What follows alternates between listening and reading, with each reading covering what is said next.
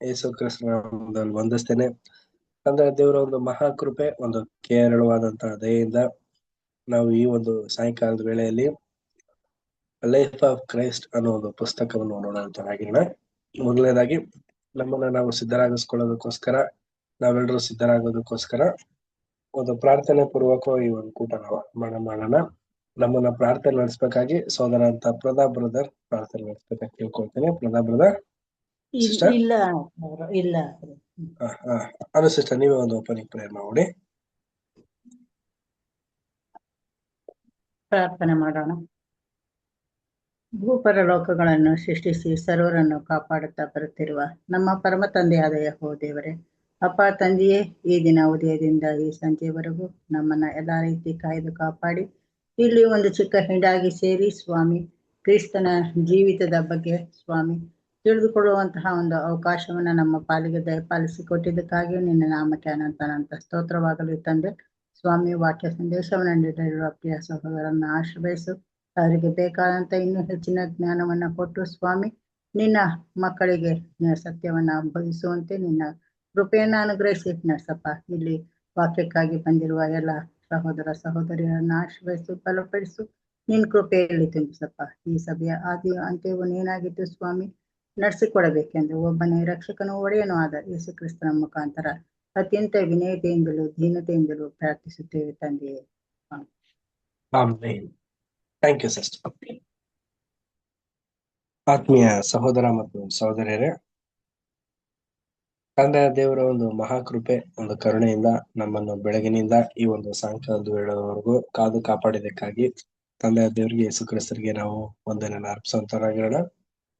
ಈ ಒಂದು ಸಾಯಂಕಾಲದ ವೇಳೆಯಲ್ಲಿ ತಂದೆಯ ದೇವರ ಏಕಪುತ್ರರಾಗಿರುವಂತಹ ಯೇಸು ಕ್ರಿಸ್ತರ ಒಂದು ಜೀವನ ಸ್ಟಡಿನ ನಾವು ಲೈಫ್ ಆಫ್ ಕ್ರೈಸ್ಟ್ ಅನ್ನ ನಾವು ಸ್ಟಡಿ ಮಾಡ್ತಾ ಇದೀವಿ. ಸೊ ಅದು ಮುಂದುವರೆದಂತ ಒಂದು ಸಂಗತಿನೂ ಕೂಡ ಈ ದಿನ ನಾವು ನೋಡುವಂತರಾಗಿರೋಣ. ಪ್ರೀತಿಯ ಸಹೋದರ ಮತ್ತು ಸಹೋದರರೇ, ನಾವ್ ಈ ದಿನ ಒಂದು ಹೊಸದೊಂದು ನಡೆದಿರುವಂತ ಒಂದು ಘಟನೆ ಬಗ್ಗೆ ನಾವ್ ಈ ದಿನ ಸ್ಟಡಿ ಮಾಡ್ತಾ ಇದೀವಿ. ಇದು ಯೇಸು ಕ್ರಿಸ್ತ ಏನಾಗ್ತಾರೆ ಅಂದ್ರೆ ಪ್ರಕಾಶ ರೂಪ ಧರಿಸ್ಕೊಂತಾರಲ್ಲ, ಆ ಒಂದು ಘಟನೆ ಬಗ್ಗೆ ಈ ದಿನ ನಾವು ಸ್ಟಡಿ ಮಾಡ್ತೀವಿ. ಬಟ್ ನಾವು ಕಳೆದ ವಾರ ನಾವು ಸ್ಟಡಿ ಮಾಡಿರೋಂತ ಒಂದು ಚಾಪ್ಟರ್ ಏನು ಅಂತ ನಾವು ನೋಡ್ಬೇಕಂದ್ರೆ, ಒಂದು ಪ್ರಶ್ನೆಗೆ ಅದಕ್ಕೆ ಯಾವ ರೀತಿ ಯೇಸು ಕ್ರಿಸ್ತ ಉತ್ತರವನ್ನ ಕೊಟ್ರು ಅನ್ನೋ ಒಂದು ಸಂಗತಿನ ನಾವು ಕಳೆದ ವಾರ ನಾವು ನೋಡಿದ್ವಿ. ಈ ದಿನ ನಾವು ಯೇಸು ಕ್ರಿಸ್ತರು ಪ್ರಕಾಶ ರೂಪ ಧರಿಸ್ಕೊಂಡಿರುವಂತ ಒಂದು ಸಂಗತಿನ ನಾವು ಸ್ಟಡಿ ಮಾಡೋಣ. ಮೊದಲನೇದಾಗಿ ಪ್ರಿಯ ಸಹೋದರ ಮತ್ತು ಸಹೋದರಿಯರೇ, ಬೈಬಲ್ ನಲ್ಲಿ ನಾವು ತೆಗೆದು ಬೈಬಲ್ ನಲ್ಲಿ ವಾಕ್ಯ ನಾವು ನೋಡಿ ಆನಂತರ ಬುಕ್ ಸ್ಟಡಿ ನಾವು ಮಾಡೋಣ. ಮೊದಲನೇದಾಗಿ ಮತ್ತಾಯ 17ನೇ ಅಧ್ಯಾಯ 1ರಿಂದ 3ನೇ ವಚನದವರೆಗೂ ಈ ಒಂದು ಘಟನೆ ನಡೆದಿದೆ. ಇದನ್ನ ಓದೋಣ. ಮತ್ತಾಯ 17ನೇ ಅಧ್ಯಾಯ 1ರಿಂದ 13ನೇ ವಚನ.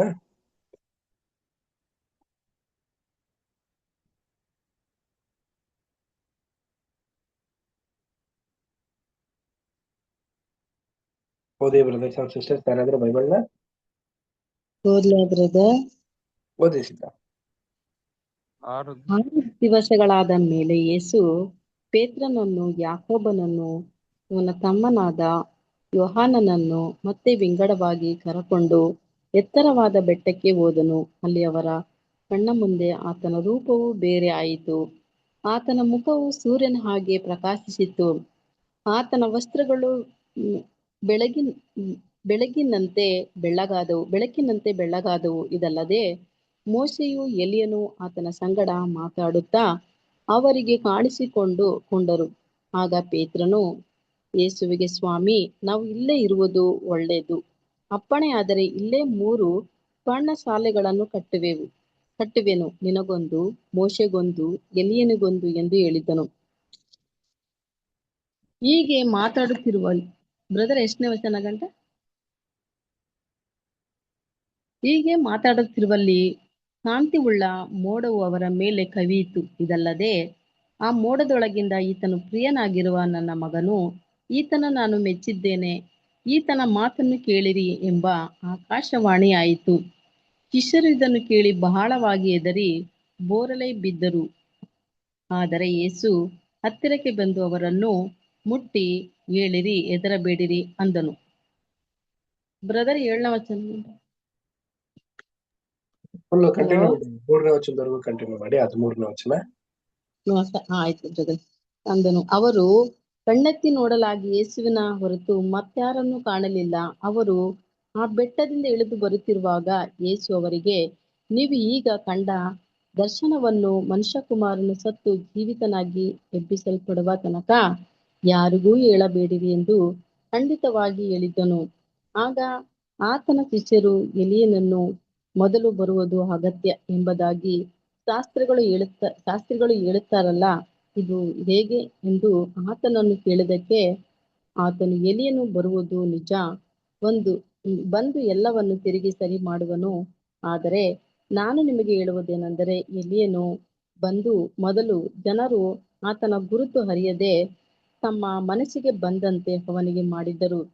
ಅವನಿಗಾದಂತೆ ಮನುಷ್ಯಕುಮಾರನಿಗೂ ಸಹ ಅವರ ಕಡೆಯಿಂದ ಹಿಂಸೆ ಆಗುವುದು ಎಂದು ಉತ್ತರ ಕೊಟ್ಟನು. ಆಗ ಸ್ನಾನಿಕನಾದ ಯೋಹಾನನ ವಿಷಯವಾಗಿ ತಮಗೆ ಈ ಮಾತನ್ನು ಹೇಳಿದ್ದಾನೆಂದು ಶಿಷ್ಯರು ತಿಳುಕೊಂಡರು. Thank you brother. ಪ್ರಿಯ ಸಹೋದರ ಮತ್ತು ಸಹೋದರರೇ, ಇಲ್ಲಿ ಒಂದು ವಿಶೇಷವಾದಂತ ಒಂದು ಘಟನೆ ನಡೀತಾ ಇದೆ. ಯಾರ ಮುಂದೆ ಅಂತಂದ್ರೆ ಪೇತ್ರ, ಯಾಕೋಬ ಮತ್ತು ಯೋಹಾನ್ರ ಮುಂದೆ ಈ ಒಂದು ಘಟನೆ ನಡೀತಾ ಇದೆ. ನೋಡಿ, ಇಲ್ಲಿ ಬಂದು ಯೇಸು ಕ್ರಿಸ್ತರು 6 ದಿವಸ ಆದ್ಮೇಲೆ, ಅಂದ್ರೆ ಹೆಚ್ಚು ಕಮ್ಮಿ 6 ದಿವಸದವರೆಗೂ ಏನೋ ದಾಖಲೆ ಇಲ್ಲ ಇಲ್ಲಿ. ಅದಾದ್ಮೇಲೆ ಏನಾಗಿದೆ ಅಂತಂದ್ರೆ, ಈ ಒಂದು ಎತ್ತರವಾದಂತ ಒಂದು ಬೆಟ್ಟ, ಅಂದ್ರೆ ಸ್ವಲ್ಪ ಹೈಟ್ ಆಗಿರುವಂತ ಒಂದು ಬೆಟ್ಟದ ಒಳಗಡೆ ಇವ್ರನ್ನೆಲ್ಲ ಕರ್ಕೊಂಡು ಹೋಗಿ ಒಂದು ಪ್ರಾರ್ಥನೆ ಮಾಡ್ತಿದ್ದಂಗೆನೆ ಈ ಕಡೆ ಲೆಫ್ಟ್ ರೈಟ್ ಅಲ್ಲಿ ಮೋಶೆ ಮತ್ತೆ ಎಲಿಯಾ ಬಂದಿರೋದನ್ನ ಇವ್ರು ನೋಡ್ಬಿಡ್ತಾರೆ. ನೋಡಿದ ತಕ್ಷಣ ಶಾಕ್ ಆಗೋಗ್ತಾರೆ. ಶಾಕ್ ಆಗ್ಬಿಟ್ಟು ಇವ್ರು ಏನ್ ಅನ್ಕೋತಾರೆ ಅಂತಂದ್ರು, ಇದು ಏನೋ ಒಂದು ರೀತಿ ನಡೀತಿರುವಂತ ಒಂದು ಘಟನೆ, ನಾವ್ ಇಲ್ಲೇ ಇದ್ಬಿಟ್ರೆ ತುಂಬಾ ಒಳ್ಳೇದು, ಸೇಫ್ ಆಗಿರ್ತೀವಿ. ಯಾಕೆ ಅಂತ ನಾವ್ ನೋಡ್ಬೇಕಾದ್ರೆ ಪ್ರಿಯ ಸಹೋದರ ಮತ್ತು ಸಹೋದರರೇ, ಇನ್ನೇನು ಇವ್ರದ್ದು ಟಾರ್ಚರ್ಸ್ ಗಳು ತುಂಬಾ ಜಾಸ್ತಿ ಆಗ್ಬಿಟ್ಟಿತ್ತು. ಯಾರ್ದು? ಸದ್ದುಕಾಯರು, ಪರಿಸಾಯರು, ಇವ್ರದೆಲ್ಲಾರ್ದು ಒಂದು ರೀತಿಯ ಒಂದು ತುಂಬಾ ಒಂದು ಘಟನೆಗಳು, ಒಂದು ಟಾರ್ಚರ್ಗಳು ಜಾಸ್ತಿ ಆಗಿರೋದ್ರಿಂದ ಇವ್ರಿಗೆ ಏನ್ ಅನ್ನಿಸ್ಬಿಡ್ತು ಅಂತಂದ್ರೆ, ಇಲ್ಲೇ ನಾವು ಒಂದು ಪರ್ಣಶಾಲೆ, ಅಂದ್ರೆ ಯಾವ ತರ ಅಂತಂದ್ರೆ ಈಗೆಲ್ಲ ಇದೆಯಲ್ಲ, ಒಂದು ಟೀಚಿಂಗ್ ಮಾಡ್ಕೊಡುವಂತ ಒಂದು ಸ್ಥಳಗಳು, ಒಂದೊಳ್ಳೆ ರೀತಿ ಹಾಸ್ಪಿಟಲೈಸೇಷನ್ ಮಾಡುವಂತ ಒಂದು ಘಟನೆಗಳೆಲ್ಲ ನಡೆಯುತ್ತಲ್ಲ, ಆತರ ಒಂದು ಜಾಗ ಮಾಡ್ಕೊಂಡ್ಬಿಟ್ಟು ಇದ್ಬಿಡೋಣ ಅಂತ ಥಿಂಕ್ ಮಾಡ್ತಾರೆ. ಬಟ್ ತಕ್ಷಣ ಏನಾಗುತ್ತೆ ಅಂತಂದ್ರೆ, ಎಲ್ರಿಗೂ ಭಯ ಆಗೋ ತರ, ಶಿಷ್ಯಂದ್ರಿಗೆ ಫಸ್ಟ್ ಆಫ್ ಆಲ್ ಶಿಷ್ಯಂದ್ರಿಗೆ ಭಯ ಆಗೋ ತರ ಒಂದು ಆಕಾಶವಾಣಿ ಬರುತ್ತೆ ಪ್ರಿಯರು. ಇದನ್ನ ಕೇಳಿದ ತಕ್ಷಣ ಬೋರಲ್ಲೇ ಬಿದ್ಬಿಡ್ತಾರೆ. ಅಂದ್ರೆ ಏನಂತಂದ್ರೆ, ಎದುರ್ಕೋಬಿಟ್ಟು ಹೆಂಗೆ ದೊಡ್ಡದಾಗ ಗುಡುಗೇನಾದ್ರು ಬಂದ್ರೆ ನಾವೆಲ್ಲ ಹೆಂಗೆ ಬಚ್ಚಿಟ್ಕೊಬಿಡ್ತೀವೋ ಆ ತರ ಬಿದ್ದೋಗ್ಬಿಡ್ತಾರೆ. ತಕ್ಷಣ ಯೇಸು ಕ್ರಿಸ್ತರ ಮೇಲೆ ಎಬ್ಸಿ ಸಂತೈಸಿ, ಇದೆಲ್ಲ ಮುಂದೆ ಬರುವಂತ ಒಂದು ದರ್ಶನದ ಬಗ್ಗೆ ಮಾತು. ಇದನ್ನ ನೀವು ಈಗ್ಲೇ ಯಾರ ಹತ್ರ ಡಿಸ್ಕಷನ್ ಮಾಡಕ್ ಹೋಗ್ಬೇಡಿ. ಸ್ವಲ್ಪ ದಿನಗಳಾದ್ಮೇಲೆ ಇದರ ಒಂದು ಮಹತ್ವನ ನಾನು ನಿಮ್ಗೆಲ್ಲರಿಗೂ ಡಿಕೋಡ್ ಮಾಡ್ತೀನಿ ಅಂತ ಅನ್ಬಿಟ್ಟು ಹೇಳ್ತಾರೆ. ಯಾಕೆಂದ್ರೆ ಪವಿತ್ರಾತ್ಮ ಬಂದಾದ್ಮೇಲೆನೆ ಇವ್ರಿಗೆ ಈ ಒಂದು ಘಟನೆ ಬಗ್ಗೆ ಅರ್ಥನ ಆಗೋದು ಪ್ರಿಯ ಸಹೋದರ ಮತ್ತು ಸಹೋದರರೇ. ಇದು ಒಂದು ಮತ್ತಾಯರು ತಿಳಿಸಿದ್ದಾರೆ. ಇದೇ ಘಟನೆನ ಮಾರ್ಕದಲ್ಲೂ ಕೂಡ ಬರ್ದಿದ್ದಾರೆ. ಮಾರ್ಕಲ್ಲೂ ಕೂಡ ನಾವು ಓದೋಣ. ಮಾರ್ಕ 9ನೇ ಅಧ್ಯಾಯ 2ನೇ ವಚನದಿಂದ 13ನೇ ವಚನವರೆಗೆ. Mark full 13 continue. ಯಾರು ಓದ್ತೀರಾ?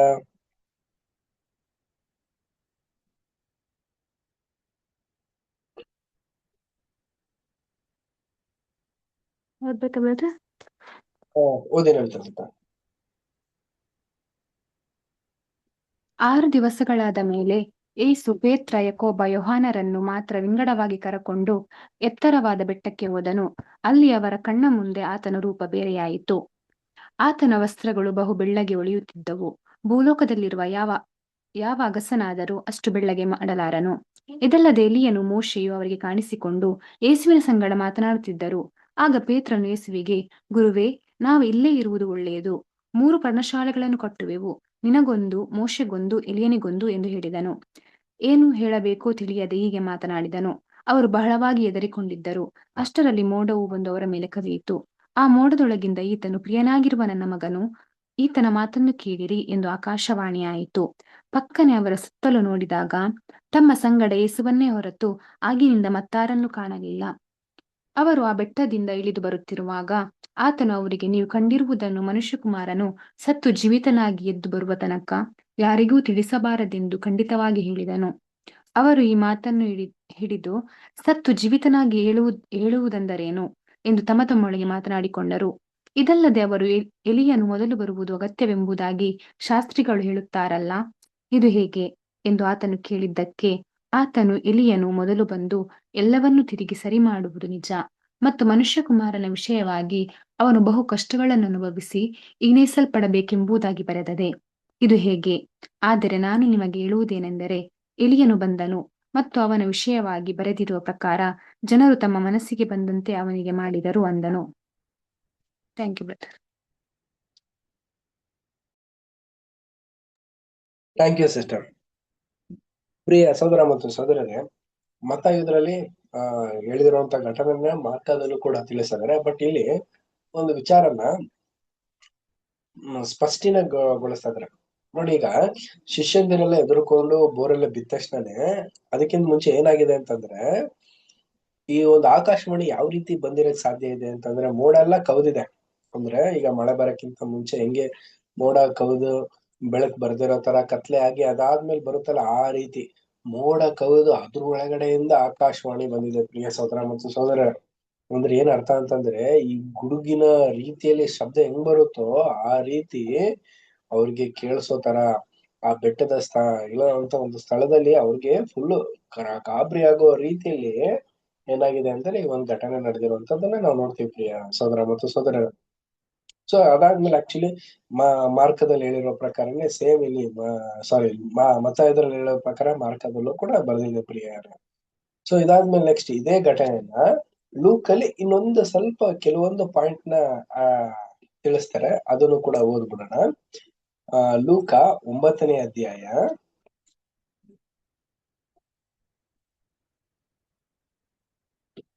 28ನೇ ವಚನದಿಂದ 36ನೇ ವಚನದವರೆಗೆ. ಲೂಕ 9ನೇ ಅಧ್ಯಾಯ 28ರಿಂದ 36. ಯಾರು ಓದ್ತೀರಾ? ದೇವಿ ಸಿಸ್ಟರ್ ಮಕ್ಳೆಲ್ಲ ಓದ್ತಾರ? ಓದ್ತಾರೆ ಬ್ರದರ್.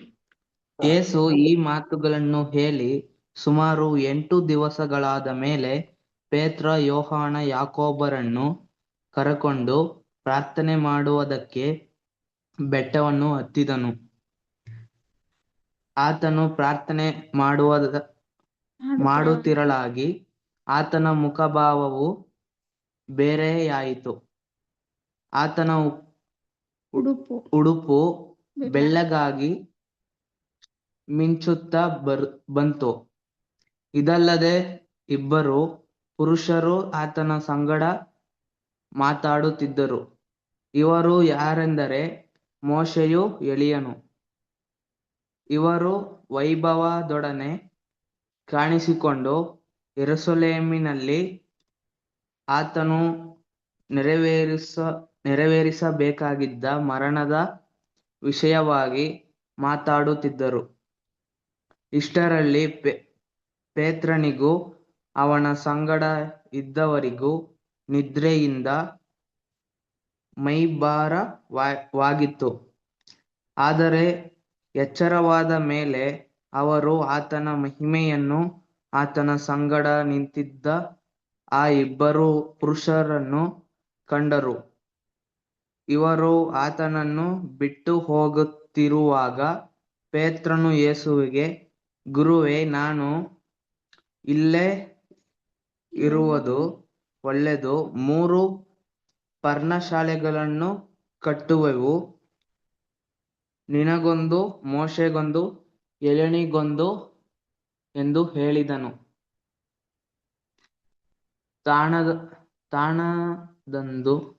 ತಾಣದಂದು ತನಗೆ ಗೊತ್ತಾಗಲಿಲ್ಲ. ಅವನು ಇದನ್ನು ಹೇಳುತ್ತಿರುವಲ್ಲಿ ಮೋಡವು ಬಂದು ಅವರ ಮೇಲೆ ಕವಿಯಿತು. ಅವರು ಮೋಡದೊಳಗೆ ಸೇರಿದಾಗ ಹೆದರಿದರು. ಆಗ ಆ ಮೋಡದೊಳಗಿಂದ, ಈತನು ನನ್ನ ಮಗನು, ನಾನು ಆರಿಸಿಕೊಂಡವನು, ಈತನ ಮಾತನ್ನು ಕೇಳಿರಿ ಎಂಬ ಆಕಾಶವಾಣಿ ಆಯಿತು. ಆ ವಾಣಿ ಆದ ಮೇಲೆ ಯೇಸುವನ್ನು ಮಾತ್ರ ಕಂಡರು. ತಾವು ಕಂಡ ಈ ಸಂಗತಿಗಳೊಳಗೆ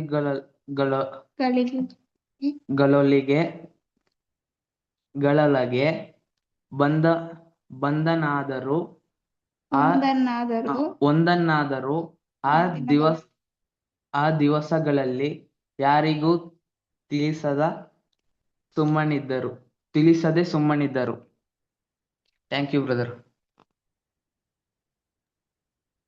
ಥ್ಯಾಂಕ್ ಯು ಬ್ರದರ್. ಪ್ರಿಯ ಸಹೋದರ ಮತ್ತು ಸಹೋದರರೇ, ಮತ್ತಾಯ ಮಾರ್ಕದಲ್ಲಿ ನಾವು ನೋಡಿದ್ವಿ. ಹಾಗೇನೆ ಈಗ ಲೂಕದ್ರಲ್ಲೂ ಕೂಡ ಇಲ್ಲಿ ಒಂದು ಘಟನೆ ಹೇಳ್ತಾ ಇದ್ದಾರೆ ನೋಡಿ. ಹೆಚ್ಚು ಕಮ್ಮಿ ಅಲ್ಲೆರಡು ಕಡೆನೂ ಕೂಡ 6 ದಿವಸಗಳಾದ ಮೇಲೆ ಅಂತ ಕೊಟ್ಟಿದ್ದಾರೆ. ಇಲ್ಲಿ 8 ದಿವಸಗಳಾದ ಮೇಲೆ ಅಂತ ಕೊಟ್ಟಿದ್ದಾರೆ. ಸೊ ಪ್ರೀತಿಯ ಸಹೋದರ ಮತ್ತು ಸಹೋದರರೇ, ಯಾವ್ದು ಕರೆಕ್ಟ್ ಅಂತ ನಾವು ನೋಡ್ಬೇಕಾದ್ರೆ ನೋಡಿ, ನಮ್ಗೆ ಬೈಬಲ್ ನಲ್ಲಿ ಹೇಳಿದ್ದಾರೆ ಅಂತಂದ್ರೆ ಯಾವ ರೀತಿ ಅಂದ್ರೆ 1ಕ್ಕಿಂತ 2 ಸಾಕ್ಷಿಗಳಿದ್ರೆ ಅದು ಕರೆಕ್ಟ್ ಅಂತ ಅನ್ಬಿಟ್ಟು. ಸೊ ಆಗಿರ್ಬೇಕಾದ್ರೆ 8 ದಿವಸ ಅನ್ನೋದಲ್ಲ, 2 ಕಡೆಲೂ ಕೂಡ 6 ದಿವಸದ ಬಗ್ಗೆ ರೆಕಾರ್ಡ್ ಏನಿಲ್ಲ ಅಂತಂದ್ಮೇಲೆ ಸೊ ಆಕ್ಚುಲಿ 6 ದಿನ ಆದ್ಮೇಲೆನೆ ನಡೆದಿರುವಂತ ಒಂದು ಘಟನೆ ಇದು ಅಂದ್ಬಿಟ್ಟು ನಾವು ಕ್ಲಿಯರ್ ಪಿಕ್ಚರ್ ತಗೋಬಹುದು. ಅದಾದ್ಮೇಲೆ ಇಲ್ಲೇನಾಗಿದೆ ಅಂದ್ರೆ ಶಿಷ್ಯಂದಿರೆ ಇವ್ರು 3 ಜನಕ್ಕೂ ತುಂಬಾ ಮೈ ಭಾರ ಆಗಿ ತುಂಬಾ ಟಯರ್ಡ್ ಆಗ್ಬಿಟ್ಟಿದ್ದಾರೆ. ಯಾಕೆಂದ್ರೆ ಬೆಟ್ಟ ಹತ್ತೋದಂದ್ರೆ ಸಾಧಾರಣವಾದಂತ ಕೆಲಸ ಅಲ್ಲ ರೀ.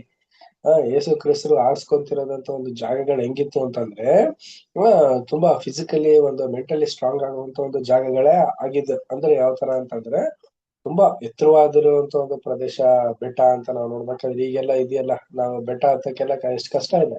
ಆತರ ಒಂದು ಜಾಗದಲ್ಲಿ ಇವ್ರು ಒಬ್ಬರೇ ಹತ್ತದಂತೆ ಇವ್ರು 3 ಜನನು ಹತ್ಸಿ ಇವ್ರು 3 ಜನ ಸ್ಟ್ಯಾಡ್ ಆಗ್ಬಿಟ್ಟಿದಾರೆ. ಬಟ್ ಕ್ರೈಸ್ಟ್ ಸ್ಟ್ಯಾಡ್ ಆಗಿಲ್ಲ ರೀ.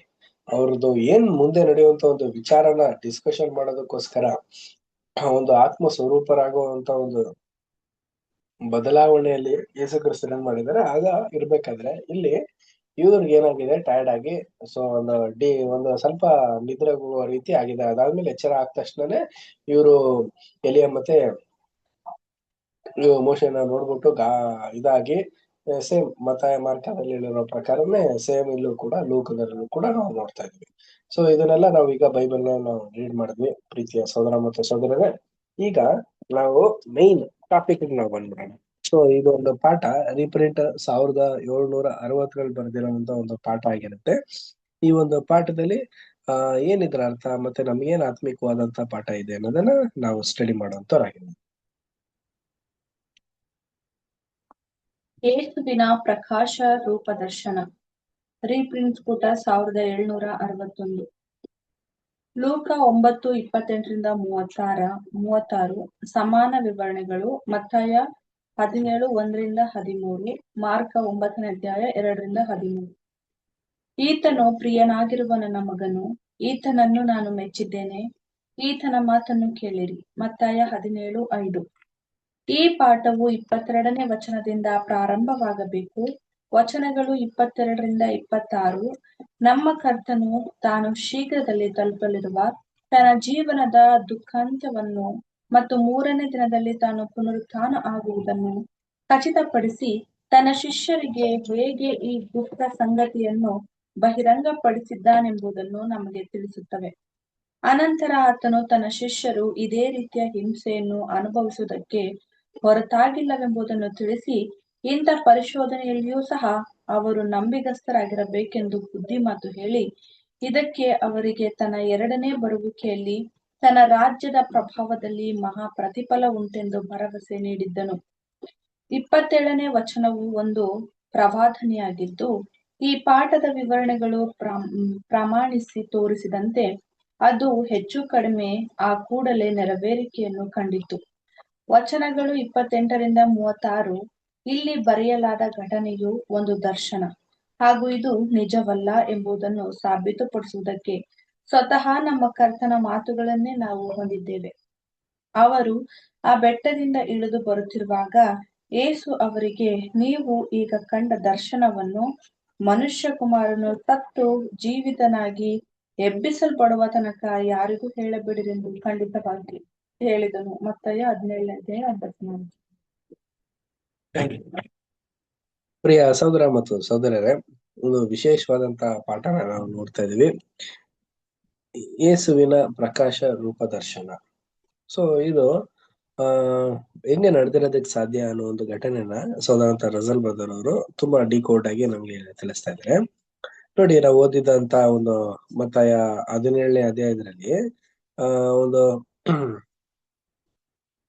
ಸಾರಿ ಲೂಕಾದ್ರಲ್ಲಿ ನಾವು ನೋಡಿದ್ವಲ್ಲ 9ನೇ ಅಧ್ಯಾಯ ಅದರಲ್ಲಿ ಬರ್ದಿರುವಂತ ಒಂದು ವಿಚಾರದಲ್ಲೂ ಕೂಡ ಇಲ್ಲಿ ನಮ್ಗೆ ಇಲ್ಲಿ ತಿಳಿಸ್ತಾ ಇದಾರೆ ಯಾವ ರೀತಿ ಅಂತಂದ್ರೆ ಯೇಸು ಕ್ರಿಸ್ತರು ತನ್ನ ಒಂದು ಮರಣದ ಒಂದು ಸಂಗತಿಗಳನ್ನ ಇನ್ನೂ ಹೆಚ್ಚಾಗಿ ತಿಳ್ಕೊಳ್ಳೋದಕ್ಕೋಸ್ಕರ ಈ ಒಂದು ಸ್ಥಳಕ್ಕೆ ಹೋಗಿದ್ದಾರೆ. ಮತ್ತೆ ಪುನರುತ್ಥಾನ ಆಗುವಂತ ಒಂದು ಸಂಗತಿ ಬಗ್ಗೆನೂ ಕೂಡ ಇಲ್ಲಿ ತಿಳ್ಕೊಳ್ಳೋದಕ್ಕೆ ಹೋಗಿದ್ದಾರೆ. ಯಾಕೆ ಅಂತಂದ್ರೆ ಪೂರ್ವ ಸಿದ್ಧತೆ ಅಂತ ನಾವು ಕರಿತೀವಿಲ್ಲ ಆ ರೀತಿ ಪ್ರೀ ರಿವಿಷನ್ ಅಂತ ಕರಿತೀವಿ. ಸೊ ಈಗ ಹೆಂಗೆ ಹೋದ್ರು ಪ್ರಿಯ ಸಹೋದರ ಮತ್ತು ಸಹೋದರರು ನಮ್ಗೆ ಗೊತ್ತಿರುತ್ತೆ, ಎಕ್ಸಾಮ್ ಬರೆಯೋರ್ಗೆ ಇರೋಂತ ಒಂದು ಟೆನ್ಷನ್ನೇ ಬೇರೆ. ಅದೇ ತರ ಸೊ ಈಗ ಯೇಸು ಕ್ರಿಸ್ತರಿಗೂ ಕೂಡ ಈಗ ಲೋಕಕ್ಕೆ ಈಡು ಬಲಿ ಕೊಡ್ಬೇಕು, ಏನಾದ್ರೂ ಅಪ್ಪಿತಪ್ಪಿ ಏನಾದ್ರೂ ಒಂದು ಮಿಸ್ಟೇಕ್ ಆದ್ರೂ ಕೂಡ ಇಡೀ ಲೋಕಕ್ಕೆ ಈಡು ಬಲಿ ಅನ್ನೋ ಒಂದು ವಿಚಾರನೆ ಮರ್ತೋಗುವಂತ ಒಂದು ಸಾಧ್ಯತೆ ಇರೋದ್ರಿಂದ ಯೇಸು ಕ್ರಿಸ್ತರು ಏನ್ ಮಾಡ್ತಿದ್ರೆ ಈ ಒಂದು ಸ್ಥಳದಲ್ಲಿ ಬಂದು ಏಕಾಂತವಾಗಿ ಒಂದು ಪ್ರಾರ್ಥನೆ ಪೂರ್ವಕವಾಗಿ ಒಂದು ಪ್ರಕಾಶ ರೂಪನ ಧರಿಸ್ಕೊಂಡು ಅವ್ರಿಗೆ ಇದು ಒಂದು ವಿಶೇಷವಾದಂತ ಒಂದು ಘಟನೆಗಳನ್ನ ನಾವು ನೋಡೋದಕ್ ಸಾಧ್ಯ ಆಗಿರುತ್ತೆ. ಅದಾದ್ಮೇಲೆ ಇದು ಬಂದು ಪ್ರವಾದನೆ ಪ್ರಿಯ ಸಹೋದರ ಮತ್ತು ಸಹೋದರರೇ, ನಮ್ಗೆ ಇದು ಒಂದು ಪ್ರವಾದನೆ ಒಂದು ವಾಕ್ಯ ಇದು ಪ್ರವಾದನೆ ಪಾಠ ಆಗಿರೋದ್ರಿಂದ ಪ್ರವಾದನೆ ರೀತಿಯಲ್ಲಿ ನಾವು ಅರ್ಥ ಮಾಡ್ಕೋಬೇಕು. ಆಮೇಲಿಂದ ಇದು ಒಂದು ಅದಾದ್ಮೇಲೆ ಇದೆಲ್ಲ ನಡೆದಾದ್ಮೇಲೆ ಯೇಸು ಕ್ರಿಸ್ತರು ಏನ್ ಹೇಳ್ತಾ ಇದ್ದಾರೆ ಅಂದ್ರೆ ಶಿಷ್ಯಂದಿರೆಲ್ಲ ಏನ್ ಅನ್ಕೊಂಡ್ಬಿಟ್ಟಿದ್ರು, ಈ ಘಟನೆನ ಎಲ್ಲಾರ್ಗು ತಿಳಿಸ್ಬೇಕು, ಎಲ್ಲಾರ್ಗು ಹೇಳ್ಬೇಕು, ಯೇಸು ಕ್ರಿಸ್ತರು ಮೋಶೆ ಎಲಿಯಾನೆಲ್ಲ ನೋಡ್ಬಿಟ್ರು ಅಂತ ಅನ್ಬಿಟ್ಟು ಎಲ್ಲಾರ್ಗು ಹೇಳ್ಬಿಡೋಣ ಅಂತ ಅವ್ರಿಗೊಂದ್ ಮೈಂಡ್ ಅಲ್ಲಿ ಇರುತ್ತೆ. ಬಟ್ ಅಲ್ಲೆಲ್ಲ ಹೇಳ್ಕೊಳಕ್ ಆಗಿರಲ್ಲ. ಅದೇ ಹೊರಗಡೆ ಬಂದ್ಮೇಲೆ ಶಿಷ್ಯಂದಿರ ಹತ್ರ ಎಲ್ಲ ಸಿಕ್ಕಾದ್ಮೇಲೆ ಎಲ್ಲಪ್ಪ ಹೋಗಿದ್ರಿ, ಯಾವ ಬೆಟ್ಟಕ್ಕೆ ಹೋಗಿದ್ರಿ, ಏನ್ ಕತೆ ಅಂತ ಕೇಳಿದಾಗೆಲ್ಲ ಹೇಳ್ಬಿಡ್ತಾರಲ್ಲ. ಅದಕ್ಕೆ ಯೇಸು ಕ್ರಿಸ್ತರು ಏನ್ ಮಾಡ್ತಾರೆ ಅಂತಂದ್ರೆ, ನೋಡಪ್ಪ ಇದೊಂದು ದರ್ಶನ ಇದು, ಈ ದರ್ಶನನ ನೀವು ಈಗ್ಲೇ ಡಿಸ್ಕಷನ್ ಮಾಡೋದಕ್ಕೆ ಹೋಗ್ಬೇಡಿ. ಇದು ಈ ಯೇಸು ಕ್ರಿಸ್ತರು ನಿಮ್ಗೆ ಪವಿತ್ರಾತ್ಮನ ಧರಿಸಾದ್ಮೇಲೆ ಅದಾದ್ಮೇಲೆ ನಿಮ್ಗೆ ಇದರ ಒಂದು ಆತ್ಮಿಕವಾದಂತ ಅರ್ಥ ಗೊತ್ತಾದ್ಮೇಲೆ ನಿಮ್ಗೆ ಇದ್ರ ಬಗ್ಗೆ ಮಹತ್ವನ ತಿಳ್ಕೊಂತೀರಾ ಅಂದ್ಬಿಟ್ಟು ಸಮಾಧಾನ ಪಡಿಸ್ತಿದ್ದಾರೆ ಪ್ರಿಯ ಸಹೋದರ ಮತ್ತು ಸಹೋದರರೇ. ನೆಕ್ಸ್ಟ್ ಪ್ಯಾರ ರೀಡ್ ಮಾಡೋಣ. ನೆಕ್ಸ್ಟ್ ಪ್ಯಾರ ಅನು ಸಿಸ್ಟರ್ ರೀಡ್ ಮಾಡ್ತೀರಾ?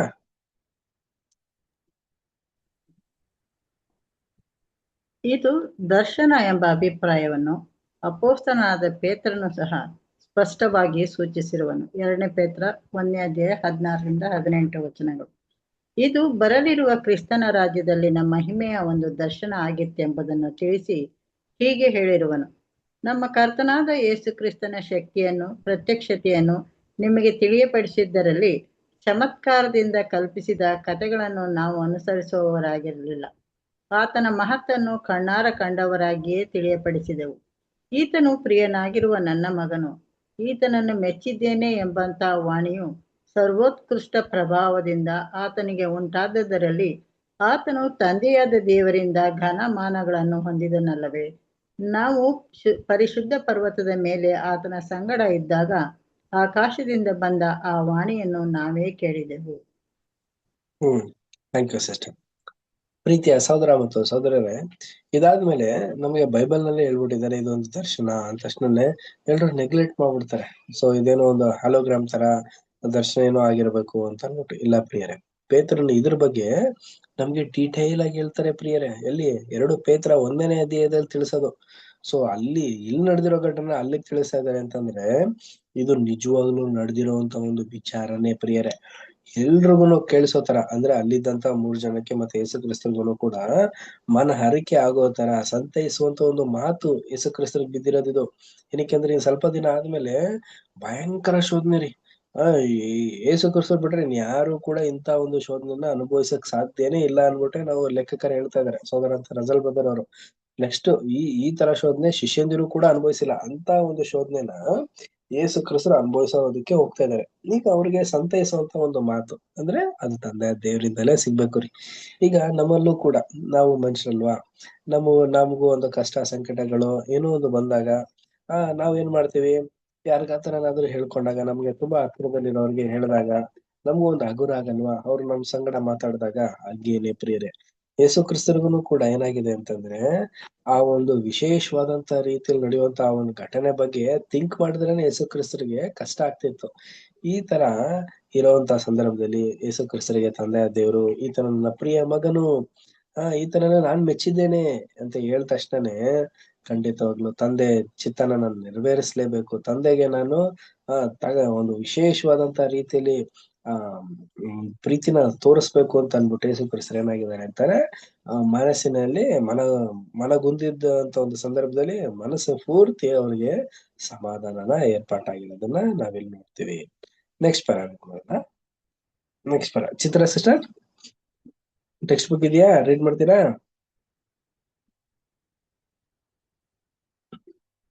ಶ್ವೇತಾ ಸಿಸ್ಟರ್, ನಿಮ್ಮ ಹತ್ರ ಏನಾದ್ರು ಇದೆಯಾ? ರೀಡ್ ಮಾಡ್ತೀರಾ? ನಮ್ಮ ಹತ್ರ ಎಲ್ಲ brother. Okay okay. Santosh brother, ನೀವೇನಾದ್ರು ರೀಡ್ ಮಾಡ್ತೀರಾ?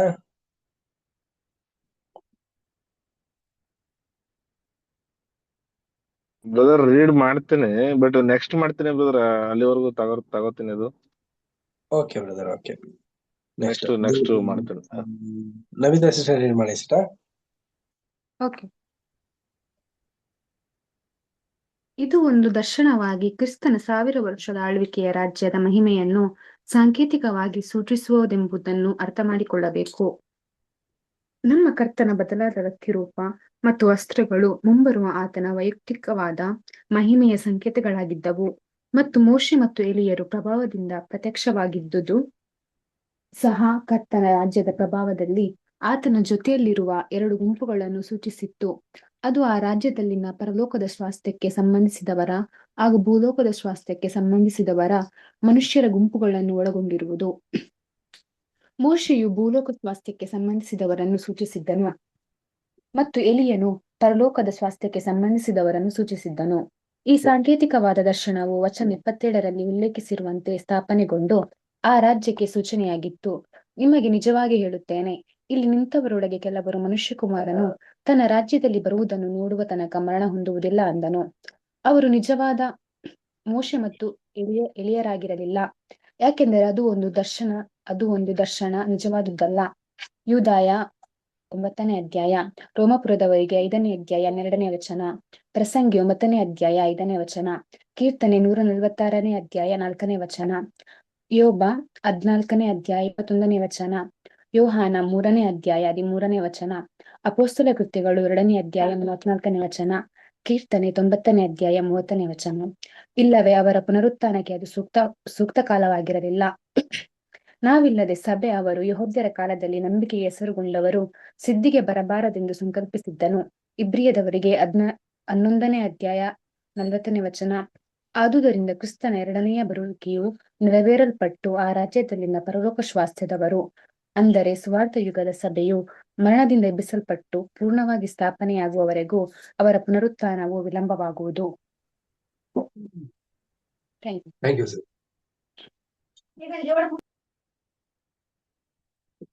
ಪ್ರಿಯ ಸಹೋದರ ಮತ್ತು ಸಹೋದರರೇ, ಇದು ಒಂದು ದರ್ಶನ ಆಗಿತ್ತು. ಯಾವುದರ ಕುರಿತಾಗಿ ಅಂತಂದ್ರೆ, ಮುಂದೆ ಬರುವಂತ ಒಂದು ಸಂಗತಿ 1000 ವರ್ಷದ ಒಂದು ಆಳ್ವಿಕೆಯ ರಾಜ್ಯದ ಬಗ್ಗೆ ಹೇಳುವಂತ ಒಂದು ಸಂಗತಿ ಆಗಿತ್ತು ಪ್ರಿಯರೇ. ಇದು ಬಂದು ವ್ಯತ್ಯಾಸ ರೂಪದಲ್ಲಿ ಒಂದು ವಿಶೇಷವಾದಂತ ರೀತಿಯಲ್ಲಿ ತಿಳ್ಕೊಳ್ಳುವಂತ ಒಂದು ಸಂಗತಿ. ನೋಡಿ, ಮೋಶೆ ಮತ್ತೆ ಎಲಿಯ ಅಂತ ನಾವು ನೋಡ್ಬೇಕಾದ್ರೆ ಇದು ಏನು ನಿಜವಾಗ್ಲೂ ಬೇರೆ ತರ ಒಂದು ಅರ್ಥನ ಅಂದ್ರೆ ಇಲ್ಲ ರೀ. ಇದು ಒಂದು ಆತ್ಮಿಕವಾದಂತ ಒಂದು ಅರ್ಥ. ನೋಡಿ, 2 ವರ್ಗದ ಜನರಿಗೆ ಇವರಿಬ್ಬರನ್ನ ಹೋಲಿಕೆ ಮಾಡ್ತಾರೆ. ನೋಡಿ, ನಮ್ಗೆ 2 ವರ್ಗ ಅಂತ ನಾವು ನೋಡ್ಬೇಕಂದ್ರೆ ಪರಲೋಕದ ರಕ್ಷಣೆ, ಭೂಲೋಕದ ರಕ್ಷಣೆ ಇದೆ. 2 ವರ್ಗ ಇದೆ. ನೋಡಿ, ಮೋಶೆ ಯಾರಿಗೂ ಸೂಚಿಸ್ತಾರೆ ಅಂತ ನಾವು ನೋಡ್ಬೇಕಾದ್ರೆ ಭೂಲೋಕದವರಿಗೆ ಸೂಚಿಸುತ್ತಾರೆ ಪ್ರಿಯ ಸಹೋದರ ಮತ್ತು ಸಹೋದರರೇ. ಎಲಿಯ ಯಾರಿಗೆ ಸೂಚಿಸ್ತಾರೆ ಅಂತಂದ್ರೆ ಪರಲೋಕದ ಒಂದು ರಕ್ಷಣೆಗೆ ಸೂಚಿಸುತ್ತಾರೆ ಪ್ರಿಯರೇ. ಹೀಗಿರ್ಬೇಕಾದ್ರೆ ಇವರಿಬ್ರು ಕೂಡ ಮುಂದೆ ಬರುವಂತ ಒಂದು ಘಟನೆಗೆ, ಮುಂದೆ ಬರುವಂತ ಒಂದು ಜನ ಸಮೂಹಕ್ಕೆ ಸೂಚಕವಾದಂತ ಒಂದು ಸಂಗತಿಯಾಗಿದೆ. ಇದೆಲ್ಲ ಒಂದು ಪ್ರವಾದನೆ ಒಂದು ವಾಕ್ಯಗಳು. ಇಲ್ಲಿ ನಾವು ಇದನ್ನ ಒಂದು ವಾಕ್ಯಗಳಿಂದ ಓದಿ ಕೆಲವೊಂದು ಪಾಯಿಂಟ್ ಗಳನ್ನ ನಾವು ಡಿಕೋಡ್ ಮಾಡೋದು. ಇದು ಒಂದು ಪ್ರವಾದನೆ ಮಾತಲ್ವಾ. ಸೊ ಆದ್ರಿಂದ ನಾವು ಬೈಬಲ್ ತೆಗೆದೇನೆ ಕೆಲವೊಂದು ವಾಕ್ಯಗಳನ್ನ ಮೆಡಿಟೇಟ್ ಮಾಡಿ ನೋಡೋಣ. 5th ಚಾಪ್ಟರ್ 12th ವರ್ಸ್ ಓದಿ. ರೋಮಾಪುರದವರಿಗೆ 5ನೇ ಅಧ್ಯಾಯ 12ನೇ ವಚನ ಓದಿ ಬ್ರದರ್ಸ್ ಅಂಡ್ ಸಿಸ್ಟರ್ಸ್.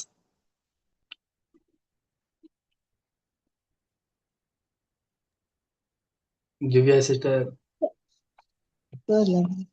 ಓದಿ ಶಾಂತ. ಈ ವಿಷಯ ಹೇಗೆಂದರೆ, ಒಬ್ಬ ಮನುಷ್ಯನಿಂದಲೇ ಪಾಪವು, ಪಾಪದಿಂದ ಮರಣವು ಲೋಕದೊಳಗೆ ಸೇರಿದ್ದವು. ಎಲ್ಲರೂ ಪಾಪ ಮಾಡಿದ್ದರಿಂದ ಮರಣವು ಹೀಗೆ ಎಲ್ಲರಲ್ಲಿಯೂ ವ್ಯಾಪಿಸಿತು. ಬ್ರದರ್, ಸಾಕು ಸಿಸ್ಟರ್.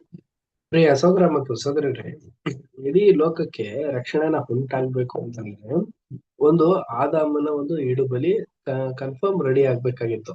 ಸೊ ಹಾಗಿರೋದ್ರಿಂದ ಇದು ಮುಗಿದಾದ್ಮೇಲೆನೆ ಇಡೀ ಲೋಕಕ್ಕೆ ಮೋಶೆ ಒಂದು ಸೂಚಕ, ಎಲಿಯನು ಒಂದು ಸೂಚಕವಾದಂತ ಒಂದು ಸಂಗತಿನ ನೆರವೇರಕ್ಕೆ ಸಾಧ್ಯ ಆಯ್ತು. ಸೊ ಇನ್ನು ಕೆಲವೊಂದು ವಾಕ್ಯಗಳೆಲ್ಲ ಇದೆ, ಓದೋಣ ನೋಡಿ.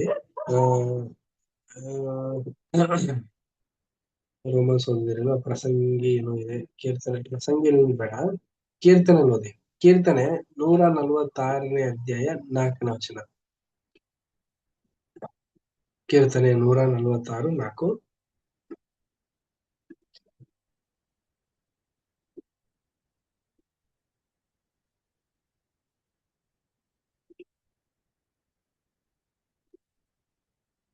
ಅವನ ಉಸಿರು ಹೋಗಲು ಮಣ್ಣಿಗೆ ಸೇರುತ್ತಾನೆ, ಅವನ ಸಂಕಲ್ಪಗಳೆಲ್ಲ ಅದೇ ದಿನದಲ್ಲಿ ಹಾಳಾಗುವವು. Thank you sister.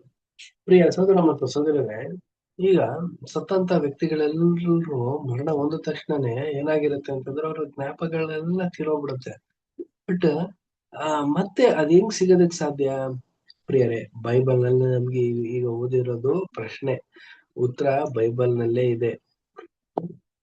ಇಡೀ ಲೋಕಕ್ಕೆ ಮೋಶೆಯ ಮುಖಾಂತರ ಭೂಲೋಕದ ರಕ್ಷಣೆ, ಎಲಿಯನ ಮುಖಾಂತರ ಒಂದು ಪರಲೋಕದ ರಕ್ಷಣೆ ಅನ್ನೋ ಒಂದು ಸಂಗತಿನ ನಮ್ಗೆ ತಿಳಿಸ್ಬೇಕಾದ್ರೆ ಹೇಗೆ ಇವರಲ್ಲೂ ಕೂಡ ಒಂದು ಕೆಲವೊಂದು ಬದಲಾವಣೆಗಳನ್ನ ದೇವರು ಮಾಡಿದ್ರು, ಅದೇ ರೀತಿ ಮನುಷ್ಯರಾಗಿರುವಂತ ನಮ್ಮಲ್ಲೂ ಕೂಡ ನಾವು ಮರಣ ಈ ಒಂದು ಸ್ಥಾನಕ್ಕೆ ನಾವೆಲ್ಲ ಹೋದ್ವಿ ಅಂತಂದ್ರೆ ಮತ್ತೆ ನಮಗೆ ಜ್ಞಾಪಕ ಶಕ್ತಿ, ಜ್ಞಾನ ಇಲ್ಲಿ ಏನಿರುತ್ತೋ ಅದೇ ಪ್ರಕಾರವೇ ಸಿಗಂತದ್ದಾಗಿರುತ್ತೆ.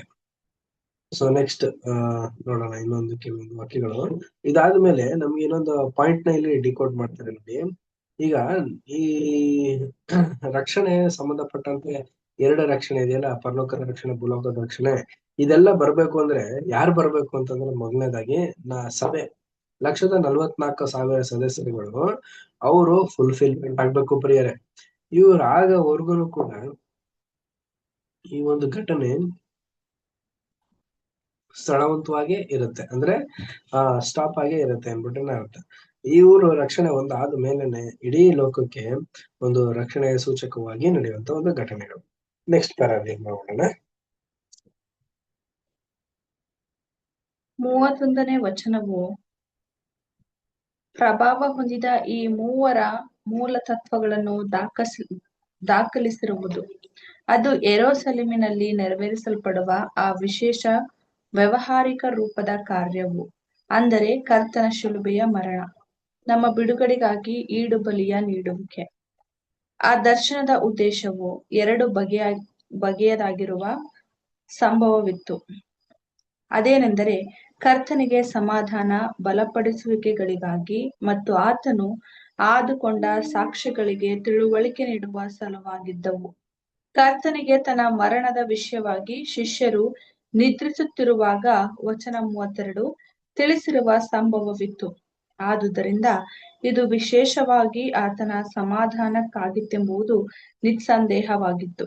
ಆ ದರ್ಶನವು ಆತನ ಪ್ರಾರ್ಥನೆಗೆ ಉತ್ತರವಾಗಿ ಬಂದಿತ್ತು, ಹಾಗೂ ಆ ಸಮಯದಲ್ಲಿ ಶಿಷ್ಯರಿಗೆ ಇದು ಅರ್ಥವಾಗದಿದ್ದರೂ ಅನಂತರ ಅವರಿಗೆ ಇದು ಒಂದು ಭಾಗ್ಯಕರವಾದ ಪ್ರೇರಣೆಯಾಯಿತು, ಮತ್ತು ಅದು ನಮಗೂ ಸಹ ಹೀಗೆಯೇ ಆಗಿರಬೇಕು. ಆದರೂ ಪೇತ್ರನು ಹೇಳಿರುವುದು ಇದಲ್ಲದೆ ಆ ರಾಜ್ಯ ಪ್ರಭಾವಗಳ ವಿಷಯವಾದ ಪ್ರವಾದನ ವಾಕ್ಯವು ನಮಗೆ ಮತ್ತು ದೃಢವಾಗಿದೆ. ಆ ಕಾಲದ ವಿಷಯವಾಗಿ ಜಗದುತ್ಪತ್ತಿ ಮೊದಲುಗೊಂಡು ಎಲ್ಲಾ ಪರಿಶುದ್ಧ ಪ್ರವಾದಿಗಳ ಬಾಯಿಂದ ಹೇಳಿಸಲಾಗಿರುವುದು. ಅಪೊಸ್ತಲರ ಕೃತ್ಯಗಳು 3ನೇ ಅಧ್ಯಾಯ 19-21. ನಿಮ್ಮ ಹೃದಯದೊಳಗೆ ಬೆಳ್ಳಿಯು ಮೂಡಿ ಅರುಣೋದಯವಾಗುವ ಪರ್ಯಂತರ ಅದನ್ನು ಕತ್ತಲೆಯಾದ ಸ್ಥಳದಲ್ಲಿ ಪ್ರಕಾಶಿಸುವ ದೀಪವೆಂದೆಣಿಸಿ ಅದಕ್ಕೆ ಲಕ್ಷ್ಯ ಕೊಡುವುದೇ ಒಳ್ಳೆಯದು. 2 ಪೇತ್ರ 1ನೇ ಅಧ್ಯಾಯ 19ನೇ ವಚನ. ಆ ದರ್ಶನವು ಸಾಂಕೇತಿಕವಾಗಿ ಆ ರಾಜ್ಯ ಕುರಿತಾಗಿ ಒಂದು ಬಗೆಯ ಮತ್ತು ಪುನಶ್ಚೇತನಗೊಳಿಸುವ ದೃಶ್ಯವಾಗಿರುತ್ತಾದರೂ ದೃಢವಾದ ಪ್ರವಾದನ ವಾಕ್ಯಗಳ ಸಮರ್ಥನೆಯ ಸಮರ್ಥನೆಯ ಹೊರತಾಗಿ ಅದನ್ನು ಬುದ್ಧಿಪೂರ್ವಕವಾಗಿ ಗ್ರಹಿಸಲು ಸಾಧ್ಯವಿರುತ್ತಿರಲಿಲ್ಲ ಎಂಬುದು. ಸಹೋದರ ಮತ್ತು ಸಹೋದರನೇ, ಈ ಒಂದು ದರ್ಶನ ಇದೆಯಲ್ಲ, ಇದು ಮನುಷ್ಯನ ಒಂದು ಮನುಷ್ಯನ ಒಂದು ವಿಶೇಷವಾದಂತ ಒಂದು ಬುದ್ಧಿಗೆ ಸೂಚಕವಾದಂತದ್ದಲ್ಲ ರೀ. ಇದೊಂದು ಆತ್ಮಿಕವಾದಂತ ರೀತಿಯಲ್ಲಿ ಆತ್ಮಿಕವಾದಂತ ಸಂದರ್ಭದಲ್ಲಿ ತಿಳ್ಕೊಳ್ಳುವಂತ ಒಂದು ಸಂಗತಿಯಾಗಿದೆ. ಮನುಷ್ಯರಾಗಿರುವಂತ ನಮ್ಗೆ ಈ ಒಂದು ಘಟನೆ ನಮ್ಮ ಕಣ್ಣು ಮುಂದೆ ಈಗ ಏನಾದ್ರು ನಡೆದ್ರು ಕೂಡ ನಾವು ಇದನ್ನ ರೆಪ್ರೆಸೆಂಟ್ ಮಾಡೋದಕ್ ಆಗೋದಿಲ್ಲ. ಈಗ ಯಾವ ರೀತಿ ಅನ್ಬಿಟ್ಟು ಇದು ಏನಂತಂದ್ರೆ ವಿಶೇಷವಾದಂತ ರೀತಿಯಲ್ಲಿ ಈ ಲೋಕಕ್ಕೆ ಸಮಾಧಾನನು ಉಂಟಾಗ್ಬೇಕು ಅಂತಂದ್ರೆ ಏನಾಗ್ಬೇಕು ಅಂದ್ರೆ ಯೇಸು ಕ್ರಿಸ್ತನು ಎರಡನೇ ಬರುವಿಕೆಯಲ್ಲಿ ಬಂದು ಇಡೀ ಲೋಕನ ಸರಿಯಾದಂತ ರೀತಿಯಲ್ಲಿ ನಡೆಸ್ಬೇಕು. ಸೊ ಇದು ನಡ್ಸೋದಕ್ಕೆ ಯಾರ ತರ ಯಾವ ಒಂದು ಮುಖ್ಯಸ್ಥವನ್ನ ನೋಡ್ತಾ ಇದ್ದಾರೆ ಅಂದ್ರೆ ಮೋಶೆ ಮತ್ತೆ ಎಲಿಯನ ಒಂದು ಮುಖ್ಯಸ್ಥತ್ವನ ನೋಡ್ತಾ ಇದ್ದಾರೆ. ನೋಡಿ, ಮೋಶೆ ಬಂದು ಭೂಲೋಕದ ಒಂದು ರಕ್ಷಣೆಗೆ ಸಂಬಂಧಪಟ್ಟವರಾಗಿದ್ರೆ ಎಲಿಯ ಬಂದು ಪರಲೋಕದ ರಕ್ಷಣೆಗೆ ಸಂಬಂಧಪಟ್ಟಿರೋದು. ನೋಡ್ಬೇಕಾದ್ರೆ ಪ್ರಿಯ ಸಹೋದರ ಮತ್ತು ಸಹೋದರಿ ಎರಡೂ ಕೂಡ ಇವರ ಒಂದು ಜೀವನ ಶೈಲಿನ ನಾವು ನೋಡ್ಬೇಕಾದ್ರೆ ತುಂಬಾ ರೆಪ್ರೆಸೆಂಟೇಟಿವ್ ಆಗಿದೆ.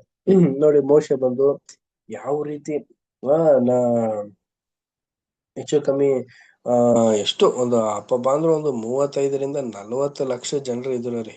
ಇವ್ರನ್ನೆಲ್ಲ ನಡೆಸ್ಬೇಕು ಅಂತಂದ್ರೆ ಮೋಶೆಗೆ ಎಷ್ಟು ಟ್ಯಾಲೆಂಟ್ ಇರ್ಬೇಕು.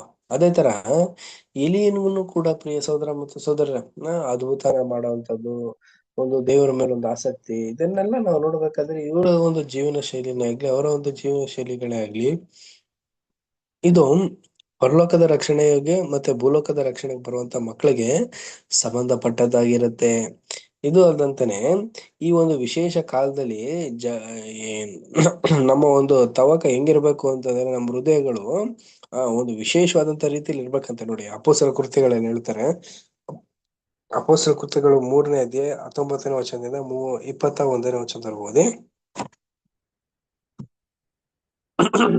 ಅಪೊಸ್ತಲರ ಕೃತ್ಯಗಳು 3ನೇ ಅಧ್ಯಾಯ 19ನೇ ವಚನದಿಂದ 21. ಅಪೊಸ್ತಲರ ಕೃತ್ಯಗಳು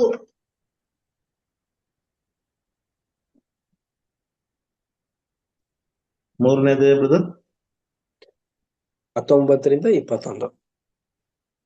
ಆದದರಿಂದ ದೇವರು ನಿಮ್ಮ ಪಾಪಗಳನ್ನು ಅಳಿಸಿ ಬಿಡುವ ಹಾಗೆ ನೀವು ಪಶ್ಚಾತ್ತಾಪ ಪಟ್ಟು ಆತನ ಕಡೆಗೆ ತಿರುಗಿಕೊಳ್ಳಿರಿ. ತಿರುಗಿದರೆ ದೇವರ ಸನ್ನಿಧಾನದಿಂದ ವಿಶ್ರಾಂತಿ ಕಾಲಗಳು ಒದಗಿ ಆತನು ನಿಮಗೆ ನೇಮಕವಾಗಿರುವ ಕ್ರಿಸ್ತನಾದ ಯೇಸುವನ್ನು ಕಳುಹಿಸಿಕೊಡುವನು. 19 ಓದಿದ್ರ? 21. ಆದರೆ ಸಮಸ್ತವನ್ನು ಸರಿ ಮಾಡುವ ಕಾಲವು ಬರುವ ತನಕ ಪರಲೋಕವೇ ಆ ಕ್ರಿಸ್ತನ ಸ್ಥಾನವಾಗಿರಬೇಕು. ಆ ಕಾಲದ ವಿಷಯವಾಗಿ ದೇವರು ಪೂರ್ವದಲ್ಲಿದ್ದ ತನ್ನ ಪರಿಶುದ್ಧ ಪ್ರವಾದಿಗಳ ಬಾಯಿಂದ ಹೇಳಿಸಿದ್ದಾನೆ. Thank you brother. ನೋಡಿ, ಸಮಸ್ತವನ್ನು ಸರಿ ಮಾಡುವಂತ ತನಕವರೆಗೂ ಕೂಡ ಯೇಸು ಕ್ರಿಸ್ತರು ಎಲ್ಲಿದ್ದಾರೆ ಅಂತಂದ್ರೆ ತಂದೆ ಬಳಿಯಲ್ಲೇ ಇರ್ತಾರಂತ ಪ್ರಿಯರು. ಅದಾದ ಮೇಲೆ ಇಡೀ ಲೋಕನ ಮತ್ತೆ ಸರಿಪಡಿಸುವಂತ ಒಂದು ಸಂಗತಿಗೆ ಯೇಸು ಕ್ರಿಸ್ತರು ಒಳಗಾಗೋದನ್ನ ನಾವು ಇಲ್ಲಿ ತಿಳಿಸ್ತಾ ಇದೀವಿ. ನೋಡಿ, ಇದು ಒಂದು ವಿಶೇಷವಾದಂತ ರೀತಿಯಲ್ಲಿ ನಾವು ಅರ್ಥ ಮಾಡ್ಕೋಬೇಕು. ಇದು ಯಾವ ತರ ಅಂತಂದ್ರೆ ಒಂದು ಕತ್ಲೆ ಇರುವಂತ ಒಂದು ಜಾಗದಲ್ಲಿ ಹೆಂಗೆ ಒಂದು ಬೆಳಕು ಬಂತು ಅಂತಂದ್ರೆ ಎಲ್ರಿಗೂ ಕೂಡ ಒಂದು ಎಲ್ಲಾ ರೀತಿಯಲ್ಲೂ ಕೂಡ ಕಾಣಲ್ಪಡುತ್ತಲ್ಲ, ಆ ತರ ಪ್ರಿಯರೇ ಇಡೀ ಲೋಕದಲ್ಲಿ ಏನಾಗಿದೆ ಅಂದ್ರೆ ಕತ್ತಲೆ ಕವಿದು ಬಿಟ್ಟಿದೆ. ಸೈತಾನ ಒಂದು ಆಕಾಂಕ್ಷೆಗಳಿಗೆ ಒಳಗಾಗಿ ಲೋಕ ಮರಳಾಗೋಗಿದೆ. ಈಗ ಈ ಒಂದು ಮರಳುತನ ಮತ್ತೆ ಕತ್ತಲೆ ಕವಿದಿರೋತನ್ನ ತೆಗಿಬೇಕು ಅಂತಂದ್ರೆ ಕ್ರಿಸ್ತನ ಒಂದು ವಿಶೇಷವಾದಂತ ಒಂದು ಸಂಗತಿಯಲ್ಲಿ ನಿಲ್ಲಿಸ್ಬೇಕು ಪ್ರಿಯರೇ. ಸೊ ಇದನ್ನ ಯಾರಿಂದ ಮಾಡ್ತಾರೆ ಅಪ್ಪ ನಾವು ನೋಡ್ಬೇಕಾದ್ರೆ ಚಿಕ್ಕ ಹಿಂಡಿಂದ ಕೆಲಸ ಮಾಡ್ತಾರೆ. ಅದಾದ್ಮೇಲೆ ಮಹಾಸಮೂಹನು ಕೂಡ ಅವ್ರ ಜೊತೆ ಇರ್ತಾರೆ. ಇದೆಲ್ಲದಕ್ಕೂ ಮುಖ್ಯವಾಗಿ ಯಾರ ಒಂದು ಬೆಂಬಲ ಇರುತ್ತೆ ಅಂದ್ರೆ ನಂಬಿಕೆ ವೀರರುಗಳು, ಮೋಶೆ, ಎಲಿಯ ಇವರೆಲ್ಲ ಇರ್ತಾರೆ.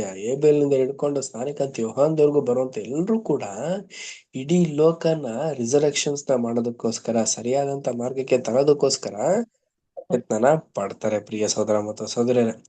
ಸೊ ಇಡೀ ಲೋಕನ ಮತ್ತೆ ಒಂದು ವಿಶೇಷವಾದಂತ ರೀತಿಯಲ್ಲಿ ಮಾಡೋದು ಇದು ಅಗತ್ಯತೆ ಇದೆಯಾ ಅಂತಂದ್ರೆ ಖಂಡಿತವಾಗ್ಲಿದೆ ಪ್ರಿಯರೇ. ಏನಕ್ಕಂದ್ರೆ ಮತ್ತೆ 3ನೇ ಅಧ್ಯಾಯ 16ನೇ ವಚನದಲ್ಲಿ ದೇವರು ಲೋಕದ ಮೇಲೆ ಎಷ್ಟೋ ಪ್ರೀತಿಯನ್ನಿಟ್ಟು, ಎಷ್ಟು ಅಂತಂದ್ರೆ ಅಪಾರವಾದಂತ ಪ್ರೀತಿ ರೀ, ಎಣಸಕ್ಕೆ ಆಗದಿರೋ ಅಷ್ಟು ಪ್ರೀತಿನ ತಂದೆ ದೇವರು ಲೋಕದ ಮೇಲೆ ಮಡಗಿದಾರಂತೆ ಪ್ರಿಯರೇ. ತನ್ನ ಮಗನ್ಗಿಂತ ಹೆಚ್ಚಿಗೆ ಇರ್ತಾನೆ ಅಂತ ನಾವು ನೋಡ್ಬೋದು ಈ ಒಂದು ಸ್ಥಳದಲ್ಲಿ, ಈ ಒಂದು ಸಂಗತಿಲಿ. ಯಾಕೆಂದ್ರೆ ಈ ಒಂದು ಲೋಕಕ್ಕೋಸ್ಕರ ತನ್ನ ಮಗನ್ನೇ ಆ ಕಳ್ಕೊಂಡಂತ ಒಂದು ಸಂಗತಿ ತಂದೆ ದೇವರು ಪ್ರಿಯ. ನೋಡ್ಬೇಕಾದ್ರೆ ಇಷ್ಟೊಂದು ವಿಶೇಷವಾದಂತ ರೀತಿಯಲ್ಲಿ ನಮ್ಮನ್ನ ಪ್ರೀತಿ ಮಾಡ್ಬೇಕಾದ್ರೆ ನಾವು ಆ ಒಂದು ಪ್ರೀತಿಗೆ ಆ ನಾವ್ ಏನ್ ಮಾಡ್ಬ ದೇವ್ರು ಏನ್ ಮಾಡ್ತಾರೆ ಅಂದ್ರೆ ಇನ್ನೂ ಒಂದು ಅವಕಾಶನ ಕೊಟ್ಟು ಸಮಸ್ತವನ್ನು ಸರಿಪಡಿಸಿ ಸಮಸ್ತ ಲೋಕದಲ್ಲಿರುವಂತ ಎಲ್ಲಾರ್ಗು ಕೂಡ ಮತ್ತೊಂದು ಅವಕಾಶದಿಂದ ಅವರು ಬದಲಾಗುವಂತ ಒಂದು ಚಾನ್ಸ್ ನ ಕೊಡ್ತಾರೆ ಪ್ರಿಯ ಸಹೋದರ ಮತ್ತು ಸಹೋದರ. ನೋಡಿ ಇದೆಲ್ಲ ಅನ್ಕೊಂತೀವಿ ನಾವು, ತಪ್ಪು ಮಾಡಿದ ತಕ್ಷಣ ಶಿಕ್ಷೆ ಆಗ್ಬಿಡ್ಬೇಕು ಅಂತ ಇಲ್ಲ ರೀ. ಇಲ್ಲಿ ನೋಡಿ ದೇವರ ಒಂದು ವಿಶೇಷವಾದಂತಹ ಶಿಕ್ಷೆ ಹೆಂಗೆ ಅಂತಂದ್ರೆ, ಸರಿ ಆದ್ಮೇಲೆ ಅವ್ರನ್ನ ಸರಿಯಾದಂತ ಮಾರ್ಗದಲ್ಲೇ ನಡ್ಸೋದು. ಸೊ ಇದು ಬಂದು ತಂದೆ ದೇವರ ಒಂದು ಗುಣಲಕ್ಷಣಗಳು. ಸೊ ಇದಾದ್ಮೇಲೆ ನೆಕ್ಸ್ಟ್ ಪ್ಯಾರಾ ರೀಡ್ ಮಾಡೋಣ. ಕಂಟಿನ್ಯೂ ಮಾಡ್ಬಿಡಿ. ಅನು ಸಿಸ್ಟರ್ ಆ ಲಾಸ್ಟ್ 3 ಪ್ಯಾರಾಸ್ ಓದ್ಬಿಡಿ. ನಾನದ್ಲ ಬ್ರದರ್. ಸಂತೋಷ್ ಬ್ರದರ್ ರೀಡ್ ಮಾಡಿ ಆಯ್ತು. ಅನು ಸಿಸ್ಟರ್ ವಚನ ವಚನ ಇರಿ ಇರಿ ಇರಿ. ಎಷ್ಟನೇ ಇದು ಬ್ರದರ್ ಅದು? ಅದೇ ಅದೇ ವಚನ 34-35 ಅಂತ ಇದ್ರಲ್ಲ, ಅದೇ ತಾನೇ ಬ್ರದರ್? ಹೌದು ಬ್ರದರ್, ವಚನ 34-35. ಇಲ್ಲಿ ನಮ್ಮ ಕರ್ತನ ದೇವರಿಗೆ ಮೆಚ್ಚುಗೆಯಾಗಿಯೂ ಅಂಗೀಕೃತವಾಗಿಯೂ ಇರುವ ಕುಮಾರನು ಎಂದು ಪರಲೋಕದಿಂದ ಬಂದ ಒಂದು ವಾಣಿಯ ಸಾಕ್ಷಿ ಇರುವುದು. ಆತನು ಹುಟ್ಟುವಾಗ ಪರಲೋಕದ ದೇವದೂತರು ಅದನ್ನು ಸಾರಿದ್ದರು. ಆತನು ಸ್ನಾನ ದೀಕ್ಷೆ ಹೊಂದುವಾಗ ಆತನು ದೇವರಿಗೆ ಮೆಚ್ಚುಗೆಯಾದ ಮಗನು ಎಂದು ಪರಲೋಕದಿಂದ ಬಂದ ವಾಣಿಯು ತಿಳಿಸಿತ್ತು. ಮತ್ತು ಇಲ್ಲಿ ಆತನ ಮನುಷ್ಯನ ಅಸ್ತಿತ್ವವು ಮುಕ್ತಾಯವಾಗಲು ಸಮೀಪದ ಕಾಲದಲ್ಲಿ ಆತನು ಬಹು ಮೆಚ್ಚುಗೆಯಾಗಿ ಅಂಗೀಕೃತನಾದ ಮಗನೆಂದು ಮತ್ತೆ ಸಾರಲಾಗಿತ್ತು. ವಚನ 36. ಆ ದರ್ಶನವು ಆದ ನಂತರ ಆತನು ಒಬ್ಬನೇ ಇದ್ದನು. ದರ್ಶನ, ವಾಣಿ, ಮೋಡ ಇವೆಲ್ಲವೂ ಮುಗಿದು ಹೋಗಿ ಮತ್ತೆ ಸಹಜ ಸ್ಥಿತಿಗೆ ಬಂದಾಗಿದ್ದರೂ ಆ ಪವಿತ್ರಗಳಿಗೆ ಸಂಬಂಧವಾದ ಪಾಠವು ಉಳಿದುಕೊಂಡು ಅದರ ಮಹತ್ವವು ಕ್ರಮೇಣ ವಿಸ್ತಾರವಾಗುತ್ತಾ ಬಂದು ಪಂಚಶತಮ ದಿನದಂದು ಪವಿತ್ರಾಭಿಷೇಕವಾದ ನಂತರ ಅವರಿಗೆ ಶಿಷ್ಯರಿಗೆ ಅದರ ಮಹತ್ವವು ಗ್ರಹಿಕೆಯಾಗಿತ್ತು. ಹೀಗೆ ದೇವರ ಮಹಿಮೆಯುಳ್ಳ ಕೃಪಾಪೂರ್ಣನಾದ ಯೋಜನೆಗಳ ವಿಷಯವಾದ ಆತನ ಭಾಗ್ಯಕರವಾದ ಸತ್ಯಾರ್ಥಗಳು ಸೂತ್ರದ ಮೇಲೆ ಸೂತ್ರ ಮತ್ತು ಆಜ್ಞೆಯ ಮೇಲೆ ಆಜ್ಞೆ ಆತನ ಕರ್ತನ ಶಿಷ್ಯರ ಹೃದಯ ಮತ್ತು ಮನಸ್ಸುಗಳಲ್ಲಿ ನಾಟಿಕೊಂಡು ನೆಲೆಯಾಗಿದ್ದವು. ಅಲ್ಲದೆ ನಾವು ನಮ್ಮನ್ನು ಹೆಚ್ಚೆಚ್ಚಾಗಿ ಆತನ ವಾಕ್ಯಗಳ ಅನ್ಯೋನ್ಯತೆಗೆ ನಮ್ಮನ್ನು ಕರೆತಂದಾಗ ಇವು ನಮ್ಮಲ್ಲಿಯೂ ಸಹ ಹೀಗೆಯೇ ಇರುವುದು. Thank you brother. Thank you brother. ಪ್ರೀತಿಯ ಯೇಸು ಕ್ರಿಸ್ತ ಒಂದು ಲೈಫ್ ಸ್ಟಡಿನ ನಾವು ಒಂದು 3 ಪ್ಯಾರಾದಲ್ಲಿ ನಾವು ತಿಳ್ಕೊಬಹುದು ಪ್ರಿಯರೇ. ಯೇಸು ಕ್ರಿಸ್ತ ಹುಟ್ಟ ಆದ್ಮೇಲೆ ಒಂದು ಆಕಾಶವಾಣಿ, ಅದಾದ್ಮೇಲೆ ದೀಕ್ಷಾ ಸ್ನಾನ ಹೊಂದಬೇಕಾದ್ರೂ ಒಂದು ಆಕಾಶವಾಣಿ, ಇನ್ನೇನು ಮರಣಕ್ಕೆ ಹೋಗುವಂತ ಒಂದು ಸಂದರ್ಭದಲ್ಲೂ ಕೂಡ ಆಕಾಶವಾಣಿ. ಇದನ್ನೆಲ್ಲ ನಾವು ಅಬ್ಸರ್ವ್ ಮಾಡ್ಬೇಕಾದ್ರೆ ಯೇಸು ಕ್ರಿಸ್ತರು ಸ್ಟೇಜ್ ಬೈ ಸ್ಟೇಜ್ ಏನಾಗಿದ್ದಾರೆ ಅಂತಂದ್ರೆ ತಂದೆಯಿಂದ ಅಪ್ರಿಶಿಯೇಟ್ ನ ತಗೊಂತಾ ಇದಾರೆ. ಡೈರೆಕ್ಟ್ ಅವರು ಎಲ್ಲ ಮುಗ್ಸಾದ್ಮೇಲೆ ಅಪ್ರಿಶಿಯೇಟ್ ತಗೊಂತಾ ಇದಾರೆ ಅಂದ್ರೆ ಇಲ್ಲ ರೀ. ಲೋಕದಲ್ಲಿ ಇದ್ದಾಗ್ಲೇನೆ ಅವ್ರಿಗೆ ಏನ್ ಸಿಗ್ತದೆ ಅಂತಂದ್ರೆ ತಂದೆ ದೇವರಿಂದ ಒಂದು ಅಪ್ರಿಶಿಯೇಟ್, ಮತ್ತೆ ಅದೇ ಕೆಲ್ಸಕ್ಕೆ ಮಾಡಿರುವಂತ ಒಂದು ವಿಶೇಷವಾದಂತ ಒಂದು ಕೆಲ್ಸಕ್ಕೆ ಅವ್ರಿಗೆ ಏನ್ ಸಿಗ್ತಾ ಇದೆ ಅಂತಂದ್ರೆ ಸ್ಥಾನ ಮಾನ ಗೌರವನ ಹೊಂದ್ಕೊಂತಾ ಇದಾರೆ ಪ್ರಿಯ ಸಹೋದರ ಮತ್ತು ಸಹೋದರರ. ಇವೆಲ್ಲ ಒಂದು ಪಾಠನ ನಮ್ಗೆ ಏನಾಗಿದೆ ಅಂತಂದ್ರೆ ಮಾರ್ಗಸೂಚನೆ ಆಗಿರುವಂತ ಒಂದು ಪಾಠಗಳು. ನೋಡಿ ಯೇಸು ಕ್ರಿಸ್ತರು ದೇವರ ಒಂದು ಮಹಿಮೆ ಸ್ವರೂಪಕ್ಕೆ ಹೋಗ್ಬೇಕಾದ್ರೆ ಅವ್ರಿಗೆ ಇದ್ದಂತ ಒಂದು ಟಾಸ್ಕ್ ಅವ್ರು ಕಂಪ್ಲೀಟ್ ಮಾಡಿದ್ರು. ನೋಡ್ಬೇಕಾದ್ರೆ ಪ್ರಿಯರೇ, ಅಮರತ್ವ ಜೀವನ ಕೊಟ್ಕೊಳ್ಳೋದು ಸಾಧಾರಣವಾಗಿ ಇಲ್ಲ ರೀ. ತಂದೆ ದೇವರು ಅಮರತ್ವ ಹೊಂದಿದಾರ. ಸೊ ಅದು ಹೇಗೆ ನಮಗ್ ಗೊತ್ತು. ಅವರು ಆದಿ ಅಂತ್ಯ ಅನ್ನೋದು ಏನು ಇಲ್ಲ, ಅವರೇ ಅಲ್ಫಾ ಒಮೇಗ. ಸೊ ಆಗಿರೋದ್ರಿಂದ ಅವ್ರಿಗೆ ಇದ್ದಂತ ಒಂದು ಶಕ್ತಿನ ಮಗನಿಗೆ ಕೊಡಬೇಕಾಗಿರ್ಬೇಕಾದ್ರೆ ಮಗನಲ್ಲೂ ಕೂಡ ಒಂದು ಟೆಸ್ಟ್ ನ ಪಡೆದಿದ್ರು. ಮಗನು ಕೂಡ ಇದು ಮಾಡಿದ್ರು, ಗೆದ್ರು. ಈಗ ಇದೇ ಒಂದು ಸ್ಥಾನನ, ಇದೇ ರೀತಿ ಒಂದು ವಿಶೇಷವಾದಂತ ಒಂದು ಸ್ಥಳನ, ಅಂದ್ರೆ ಯಾವ ತರ ಅಂತಂದ್ರೆ ಪರಲೋಕದ ಒಂದು ವಿಶೇಷವಾದಂತ ಒಂದು ಸ್ಥಾನಮಾನನ ಹೊಂದ್ಕೊಳ್ಳೋದಕ್ಕೆ ಇನ್ನು ಎಷ್ಟು ಜನಕ್ಕೆ ಅವಕಾಶ ಕೊಟ್ಟಿದ್ದಾರೆ ಅಂದ್ರೆ ಚಿಕ್ಕ ಹಿಂಡಿಗೆ ಅವಕಾಶನ ಕೊಟ್ಟಿದ್ದಾರೆ ಪ್ರಿಯರ. ಸೊ ಇದು ಮನಸ್ಸಿನಲ್ಲಿ ಇಟ್ಕೊಂಡು ನಾವು ಏನ್ ಮಾಡ್ಬೇಕು ಅಂತಂದ್ರೆ ನಮ್ಮ ಒಂದು ದಿನನಿತ್ಯ ನಡವಳಿಕೆಗಳಾಗ್ಲಿ, ದಿನನಿತ್ಯದ ಚಟುವಟಿಕೆಗಳಾಗ್ಲಿ, ಎಚ್ಚರಿಕೆಯಿಂದ ನಮ್ಮ ಹೆಜ್ಜೆಗಳನ್ನ ನಾವು ಮಾಡಬೇಕಾಗಿರುತ್ತೆ. ಪ್ರಿಯ ಸಹೋದರ ಮತ್ತು ಸಹೋದರರೇ, ಯೇಸು ಕ್ರಿಸ್ತನು ಕೂಡ ಎಲ್ಲೂ ಕೂಡ ಎಡವಿಲ್ಲ. ಬಟ್ ಅವ್ರು ಏನಾಗಿದ್ದಾರೆ ಅಂದ್ರೆ ಸರಿಯಾಗಿ ನಡೆದು ಸರಿಯಾದಂತ ರೀತಿಯಲ್ಲಿ ಕಿರೀಟನ ಹೊಂದ್ಕೊಂಡು ತಂದೆ ಬಳಿಯಿಂದ ಕೂತ್ಕೊಂಡ್ರು. ಈಗ ನಮ್ಗೆ ಏನಾಗಿದೆ ಅಂತಂದ್ರೆ ಯೇಸು ಕ್ರಿಸ್ತರ ಒಂದು ಅಪರ್ಚುನಿಟಿ ಸಿಕ್ಕಿದೆ. ಯೇಸು ಕ್ರಿಸ್ತರ ಒಂದು ಪ್ರೀತಿಯಿಂದ ನಾವೇನ್ ಮಾಡ್ಬೇಕು ಅಂತಂದ್ರೆ ನಮ್ಗೆ ಎಷ್ಟಾಗುತ್ತೋ ಅಷ್ಟು ಓಟವನ್ನ ಒಳ್ಳೆ ರೀತಿಯಲ್ಲಿ ಓಟಿ ಮಿಕ್ಕಿದ್ದನ್ನ ಯೇಸು ಕ್ರಿಸ್ತರು ಕೂಡ ಫುಲ್ಫಿಲ್ಮೆಂಟ್ ಮಾಡ್ತಾರೆ. ಇವನ್ನೆಲ್ಲ ನಾವು ಓವರ್ಲ್ಯಾಪ್ ಮಾಡ್ಬೇಕಾದ್ರೆ ನಮ್ಗೆ ವಿಶೇಷವಾಗಿ ವಾಕ್ಯನ ನಾವು ಸ್ಟಡಿ ಮಾಡೋಣ. ನೋಡಿ, ಕೀರ್ತನೆ 90ನೇ ಅಧ್ಯಾಯ ನೋಡೋಣ. ಸೊ ಈ ಒಂದು ಪಾಠಕ್ಕೆ ಸೂಟೇಬಲ್ ಆಗಿರುವಂತ ಒಂದು ಕೀರ್ತನೆ ಅದು. ನೋಡಿ, ಓದಿ ಬ್ರದರ್ಸ್ ಅಂಡ್ ಸಿಸ್ಟರ್ಸ್. ಯಾರಾದ್ರೂ ಕೀರ್ತನೆ 90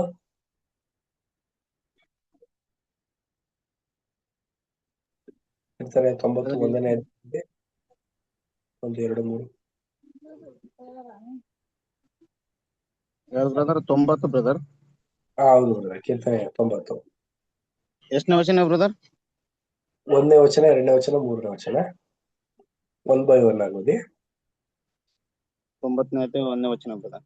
ಕರ್ತನೆ, ತಲಾಂತರಗಳಿಂದಲೂ ನಮ್ಮ ವಾಸಸ್ಥಾನವು ನೀನೇ. ಬೆಟ್ಟಗಳು ಉಂಟಾಗುವುದಕ್ಕಿಂತ ಭೂಮಿಯು ಅದರ ದೇಶಗಳು ನಿರ್ಮಾಣವಾಗುವುದಕ್ಕಿಂತ ಮುಂಚಿನಿಂದ ಯುಗ ಯುಗಾಂತರಗಳಲ್ಲಿಯೂ ನೀನೇ ದೇವರು. ಮನುಷ್ಯರೇ ಸಾಯಿರಿ ಎಂದು ಆಜ್ಞಾಪಿಸಿ ಅವರನ್ನು ಪುನಃ ಮಣ್ಣಿಗೆ ಸೇರಿಸುತ್ತಿ. 1000 ವರ್ಷಗಳು ನಿನ್ನ ದೃಷ್ಟಿಯಲ್ಲಿ ಗತಿಸುವುದ ನಿನ್ನೆಯ ದಿನದಂತೆಯೂ ರಾತ್ರಿ ಜಾವದಂತೆ ಅವೇ. ಸಾಕ ಬ್ರದರ್? ಸಾಕು ಬ್ರದರ್, ಕಂಟಿನ್ಯೂ ಮಾಡ್ತಾರಂತೆ. ಪ್ರಿಯ ಸಹೋದರ ಮತ್ತು ಸಹೋದರಿ, ಈ ಒಂದು ಪಾಠ ಇದೆಯಲ್ಲ, ಇದು ಒಂದು ಕೀರ್ತನೆ 90ಕ್ಕೆ ಸೂಕ್ತವಾದಂತ ಒಂದು ಪಾಠ. ತುಂಬಾ ವಿಶೇಷವಾಗಿ ನಾವು ಸ್ಟಡಿ ಮಾಡ್ಬೇಕಾದ್ರೆ, ಅಧ್ಯಯನ ಮಾಡ್ಬೇಕಾದ್ರೆ ನೋಡಿ, ಯೇಸು ಕ್ರಿಸ್ತರು ಪ್ರಕಾಶ ರೂಪ ಹೊಂದ್ಕೊಂಡ್ರು. ಬಟ್ ನಮ್ಗಿಲ್ಲಿ ತಂದೆ ದೇವರ ಒಂದು ಮಹಿಮೆನ ನಾವು ನೋಡುವುದಕ್ಕೆ ಸಾಧ್ಯ ಆಗಿದೆ. ಪ್ರಿಯ ಸಹೋದರ ಮತ್ತು ಸಹೋದರರ, ತಂದೆ ದೇವರು ಏನಾಗಿದ್ದಾರೆ ಅಂತಂದ್ರೆ, ಅದಕ್ಕಿಂತ ಫಸ್ಟ್ ಯಾವ್ದು ಅಂತಂದ್ರೆ ತಂದೆ ದೇವರು, ಅದಾದ್ಮೇಲೆ ಯೇಸು ಕ್ರಿಸ್ತರು. ಸೊ ಅದಾದ್ಮೇಲೆ ಏನಾಗಿದೆ, ಭೂಲೋಕ, ಭೂಮಂಡಲ, ಈ ಮರ ಗಿಡ ಮನುಷ್ಯರು ಪ್ರಾಣಿ ಎಲ್ಲ ಉಂಟಾಗಿದೆ. ಇದೆಲ್ಲದಕ್ಕಿಂತನೂ ನಮಗೆ ಒಂದು ದೈವಿಕವಾದಂತ ಒಂದು ಅನುಭವನ ಯೇಸು ಕ್ರಿಸ್ತರು ವಾಕ್ಯದ ಮುಖಾಂತರ ಇದನ್ನೆಲ್ಲ ನಡೆದಿರುವಂತ ಒಂದು ಘಟನೆಗಳನ್ನ, ಬರ್ದಿರುವಂತ ಒಂದು ವಿಚಾರಗಳನ್ನ, ನಡೆದಿರುವಂತ ಒಂದು ಸಂಗತಿಗಳನ್ನ ನಮ್ಗೆ ವಾಕ್ಯಗಳಿಂದ ಈ ಒಂದು 90ನೇ ಅಧ್ಯಾಯದಲ್ಲಿ ತುಂಬಾ ಬ್ಯೂಟಿಫುಲ್ ಆಗಿ ತಿಳಿಸ್ತಾ ಇದಾರೆ. ಸೊ ನೀವು ಕೂಡ ಮನೇಲಿ ಥಿಂಕ್ ಮಾಡಿ ಪ್ರಿಯ ಸಹೋದರ ಮತ್ತು ಸಹೋದರರು. ಕೀರ್ತನೆ 90ನೇ ಅಧ್ಯಾಯ ಇದೆಯಲ್ಲ, ತುಂಬಾ ಬ್ಯೂಟಿಫುಲ್ ಆಗಿರುವಂತ ಒಂದು ವಾಕ್ಯ ಅಧ್ಯಾಯ ಅದು. ಅದು ಯೇಸು ಕ್ರಿಸ್ತರಿಗೂ ಮತ್ತೆ ತಂದೆ ದೇವರಿಗೂ ಮತ್ತೆ ಮನುಷ್ಯರಿಗೂ ಇರುವಂತ ಒಂದು ಸಂಗತಿಗಳನ್ನ, ಆ ಒಂದು ವ್ಯತ್ಯಾಸಗಳನ್ನ, ಮತ್ತೆ ಅವರಲ್ಲಿದ್ದಂತ ಒಂದು ಬದಲಾವಣೆಗಳನ್ನ ಇಲ್ಲಿ ನಮ್ಗೆ ಡಿಕೋಡ್ ಮಾಡ್ತಾರೆ. ನೋಡಿ, ಇನ್ನೆರಡು ವಾಕ್ಯ ಓದಿ ಬ್ರದರ್. 4 5. ಈಗ 3 ಓದ್ಬಿಟ್ರಾ? ಹಾ ಬ್ರದರ್, 3 4 4 ತನ ಓದಿನ ಬ್ರದರ್. 4 5 ಓದಿ. 1000 ವರ್ಷಗಳು ನಿನ್ನ ದೃಷ್ಟಿಯಲ್ಲಿ ಗತಿಸಿ ಹೋದ ನಿನ್ನೆಯ ದಿನದಂತೆಯೂ ರಾತ್ರಿ ಜಾವದಂತೆ ಅವೇ. ನೀನು ಮನುಷ್ಯರನ್ನು ಪ್ರವಾಹದಿಂದ ಬಡ್ಕೊಂಡು ಹೋಗುತ್ತಿ. ಅವರು ನಿದ್ರೆಗೆ ಸಮಾನರೇ. ಅವರು ಒತ್ತಾರಿಯಲ್ಲಿ ಚಿಗುರುವ ಹುಲ್ಲಿನಂತಿದ್ದಾರೆ. ಅದು ಉದಯದಲ್ಲಿ ಬೆಳೆದು ಹೂ ಬಿಡುತ್ತದೆ, ಸಂಜೆಯಲ್ಲಿ ಕೊಯ್ಯಲ್ಪಟ್ಟು ಒಣಗಿ ಹೋಗುತ್ತದೆ. ನಿನ್ನ ಕೋಪದಿಂದ ಇಲ್ಲವಾದೆವು, ನಿನ್ನ ರೌದ್ರದಿಂದ ತಲ್ಲಣಗೊಂಡೆವು. ಯಾಕ ಬ್ರದರ್?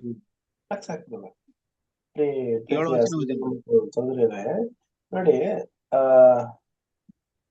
ಇಲ್ಲಿ ಕೀರ್ತನೆ 90ನೇ ಅಧ್ಯಾಯದಲ್ಲಿ 1000 ವರ್ಷ ತಂದೆ ದೇವರಿಗೂ ಮತ್ತೆ ಯೇಸು ಕ್ರಿಸ್ತರು ಏನಾಗಿದೆ, ಒಂದು ಕ್ಷಣದ ರೀತಿಯಲ್ಲಿ ನಮ್ಗೆಲ್ಲ ಎಷ್ಟು ಇವು ಒಂದಿನ ಅನ್ನೋದೇ ಬೆಳಗಿನ ಸಂಜೆವರೆಗೆ 1 hour ಅಂದ್ರೇನೆ ಆಗೋದಿಲ್ಲ ಪ್ರಿಯ. ಇನ್ನು ಒಂದಿನ ಹೋದ್ವಿ, ಇನ್ನು 1000 ವರ್ಷ. ನೋಡಿ, ಅವ್ರಿಗೆಲ್ಲ ಏನಾಗಿದೆ ಅಂತಂದ್ರೆ ಒಂದು ವಿಶೇಷವಾದಂತ ರೀತಿಯಲ್ಲಿ ಅವ್ರದ್ದು ಒಂದು ಸಂಗತಿ ಇದೆ. ಯಾಕೆಂದ್ರೆ ತಂದೆ ಆದವರಿಗೆ 1 ದಿನ ಅಂದ್ರೆ 1000 ವರ್ಷ. ಯೇಸು ಕ್ರಿಸ್ತ ಯೇಸು ಕ್ರಿಸ್ತರಿಗೆ 1 ದಿನ ಅಂದ್ರೆ 1000 ವರ್ಷ. ತಂದೆ ಆದವರಿಗೆ 1 ದಿನ ಅಂದ್ರೆ 7000 ವರ್ಷ. ಸೊ ಇದನ್ನೆಲ್ಲ ನಾವು ತುಂಬಾ ವಿಶೇಷವಾದಂತ ರೀತಿಯಲ್ಲಿ ಅಧ್ಯಯನ ಮಾಡಿದ್ರೆ ಅರ್ಥ ಮಾಡ್ಕೊಳ್ಳೋಕೆ ಸಾಧ್ಯ ಪ್ರಿಯರೇ. ಸೊ ಯೇಸು ಕ್ರಿಸ್ತರಿಗೂ ತಂದೆ ದೇವರಿಗೂ ಇರುವಂತ ಒಂದು ವ್ಯತ್ಯಾಸ, ಇಡೀ ಮನುಷ್ಯ ಕುಲಕ್ಕೆ ಮಾಡ್ಬೇಕಾಗಿರುವಂತ ಒಂದು ಸಂಗತಿಗಳನ್ನ ನಮ್ಗೆ ಇಲ್ಲಿ ತುಂಬಾ ಅಣುವಾಗಿ ನಮ್ಗೆ ತಿಳಿಸ್ತಾ ಇದ್ದಾರೆ. ಪ್ರಿಯ ಸಹೋದರ ಮತ್ತು ಸಹೋದರರೇ, ಈ ಒಂದು ಕೀರ್ತನೆ 90ನೇ ಒಂದು ಕೀರ್ತನೆ ಇದೆಯಲ್ಲ, ಇದು ತುಂಬಾ ಬ್ಯೂಟಿಫುಲ್. ತಂದೆ ದೇವ್ರಿಗೂ ಯೇಸು ಕ್ರಿಸ್ತರಿಗೂ ಮನುಷ್ಯರಿಗೂ ಇರುವಂತ ವ್ಯತ್ಯಾಸನ ಈಗ ತಿಳಿಸಿರೋದ್ರಿಂದ ಇನ್ನ ಮುಂದೆ ಬರುವಂತ ದಿನದಲ್ಲಿ ದೇವ್ರ ಚಿತ್ತ ಇದ್ರೆ ಈ ಒಂದು ಕೀರ್ತನೆ 90ನೇ ಒಂದು ಪಾಠನ ನಾವು ನೋಡುವಂತವರಾಗಿರೋಣ. ತುಂಬಾ ಬ್ಯೂಟಿಫುಲ್ ಆಗಿರುತ್ತೆ. ದಾವೀದನ ನಡೆಸಿರುವಂತ ಒಂದು ಘಟನೆ ಆಧಾರದ ಒಂದು ವಿಚಾರ. ಸೊ ಇಲ್ಲಿಗೆ ನಾವು ಒಂದು ಪಾಠವನ್ನು ನಾವು ನಿಲ್ಲಿಸುವಂತವರಾಗಿರ್ತೇವೆ. ಯಾಕೆ ಅಂತ ನಾವು ನೋಡ್ಬೇಕಾದ್ರೆ ಪ್ರಿಯ ಸೋದರ ಮತ್ತು ಸೋದರಿಯರು, ನಾವು ಈ ದಿನ ಸ್ಟಡಿ ಮಾಡಿದಿರುವಂತ ಒಂದು ಪಾಠನ ಯಾವ್ದಂತಂದ್ರೆ ಯೇಸು ಕ್ರಿಸ್ತನ ಪ್ರಕಾಶ ರೂಪ ಧರಿಸ್ಕೊಂಡಿರುವಂತ ಒಂದು ಸಂಗತಿನ ನಾವು ನೋಡಿದ್ವಿ. ಇದು ಒಂದು ಲೂಕಾದ್ರೆ ನಡೆದಿರುವಂತ ಒಂದು ಘಟನೆ. ಸೊ ಇದು ಎಲಿಯಾ ಮತ್ತೆ ಎಲೀಶಾ ಅಂದ್ರೆ ಯಾರು ಅಂತ ನಾವು ನೋಡ್ಬೇಕಾದ್ರೆ ಇದು ಪರಲೋಕದ ಒಂದು ಭೂಲೋಕದ ರಕ್ಷಣೆಗೆ ಮತ್ತೆ ಪರಲೋಕದ ರಕ್ಷಣೆಗೆ ಸಂಬಂಧಪಟ್ಟಂತ ಒಂದು ಸಂಗತಿ ನಡೆದಿರೋದು. ಸೊ ಆಗಿರೋದ್ರಿಂದ ಪ್ರಿಯ ಸೋದರ ಮತ್ತು ಸೋದರಿಯರೇ, ನಾವು ಕೂಡ ನಮ್ಮ ಒಂದು ಪ್ರಾರ್ಥನೆ ಪೂರ್ವಕವಾಗಿ ನಮ್ಮ ಒಂದು ಜೀವಿತ ನಡೆಸ್ಬೇಕಾದ್ರೆ ನಮ್ಮಲ್ಲೂ ಕೂಡ ಒಂದು ವಿಶೇಷವಾಗಿ ದೇವರ ಒಂದು ರಾಜ್ಯಕ್ಕಾಗಿ ಒಂದು ಚಿತ್ತಕ್ಕಾಗಿ ನಾವು ನಡೆಯೋದಕ್ಕೆ ದೇವರು ನಮ್ಮನ್ನು ಹೆಚ್ಚಾಗಿ ನಿರ್ವಹಿಸಲಿ. ಇನ್ನು ಹೆಚ್ಚಾಗಿ ವಾಕ್ಯಗಳಿಂದ ನಮ್ಮನ್ನು ಸಂತೈಸಲಿ ಅನ್ಕೊಂಡು ನಮ್ಮ ಪ್ರಾರ್ಥನೆಯಲ್ಲಿ ನಾವು ನಡೆಸುವಂತರಾಗಿಲ್ಲ. ಕೊನೆಯದಾಗಿ ಒಂದು ಪ್ರಾರ್ಥನೆ ಮಾಡಿ ಊಟವನ್ನು ಅಂತ್ಯ ಮಾಡೋಣ. ಕೊನೆಯ ಪ್ರಾರ್ಥನೆಯನ್ನ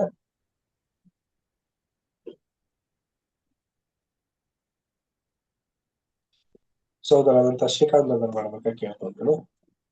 ಶ್ರೀಕಾಂತ್ ಅವರು ಒಂದು ಇನ್ನೂ ಪ್ರೇಮ್ ಮಾಡಿದ್ದಾರೆ.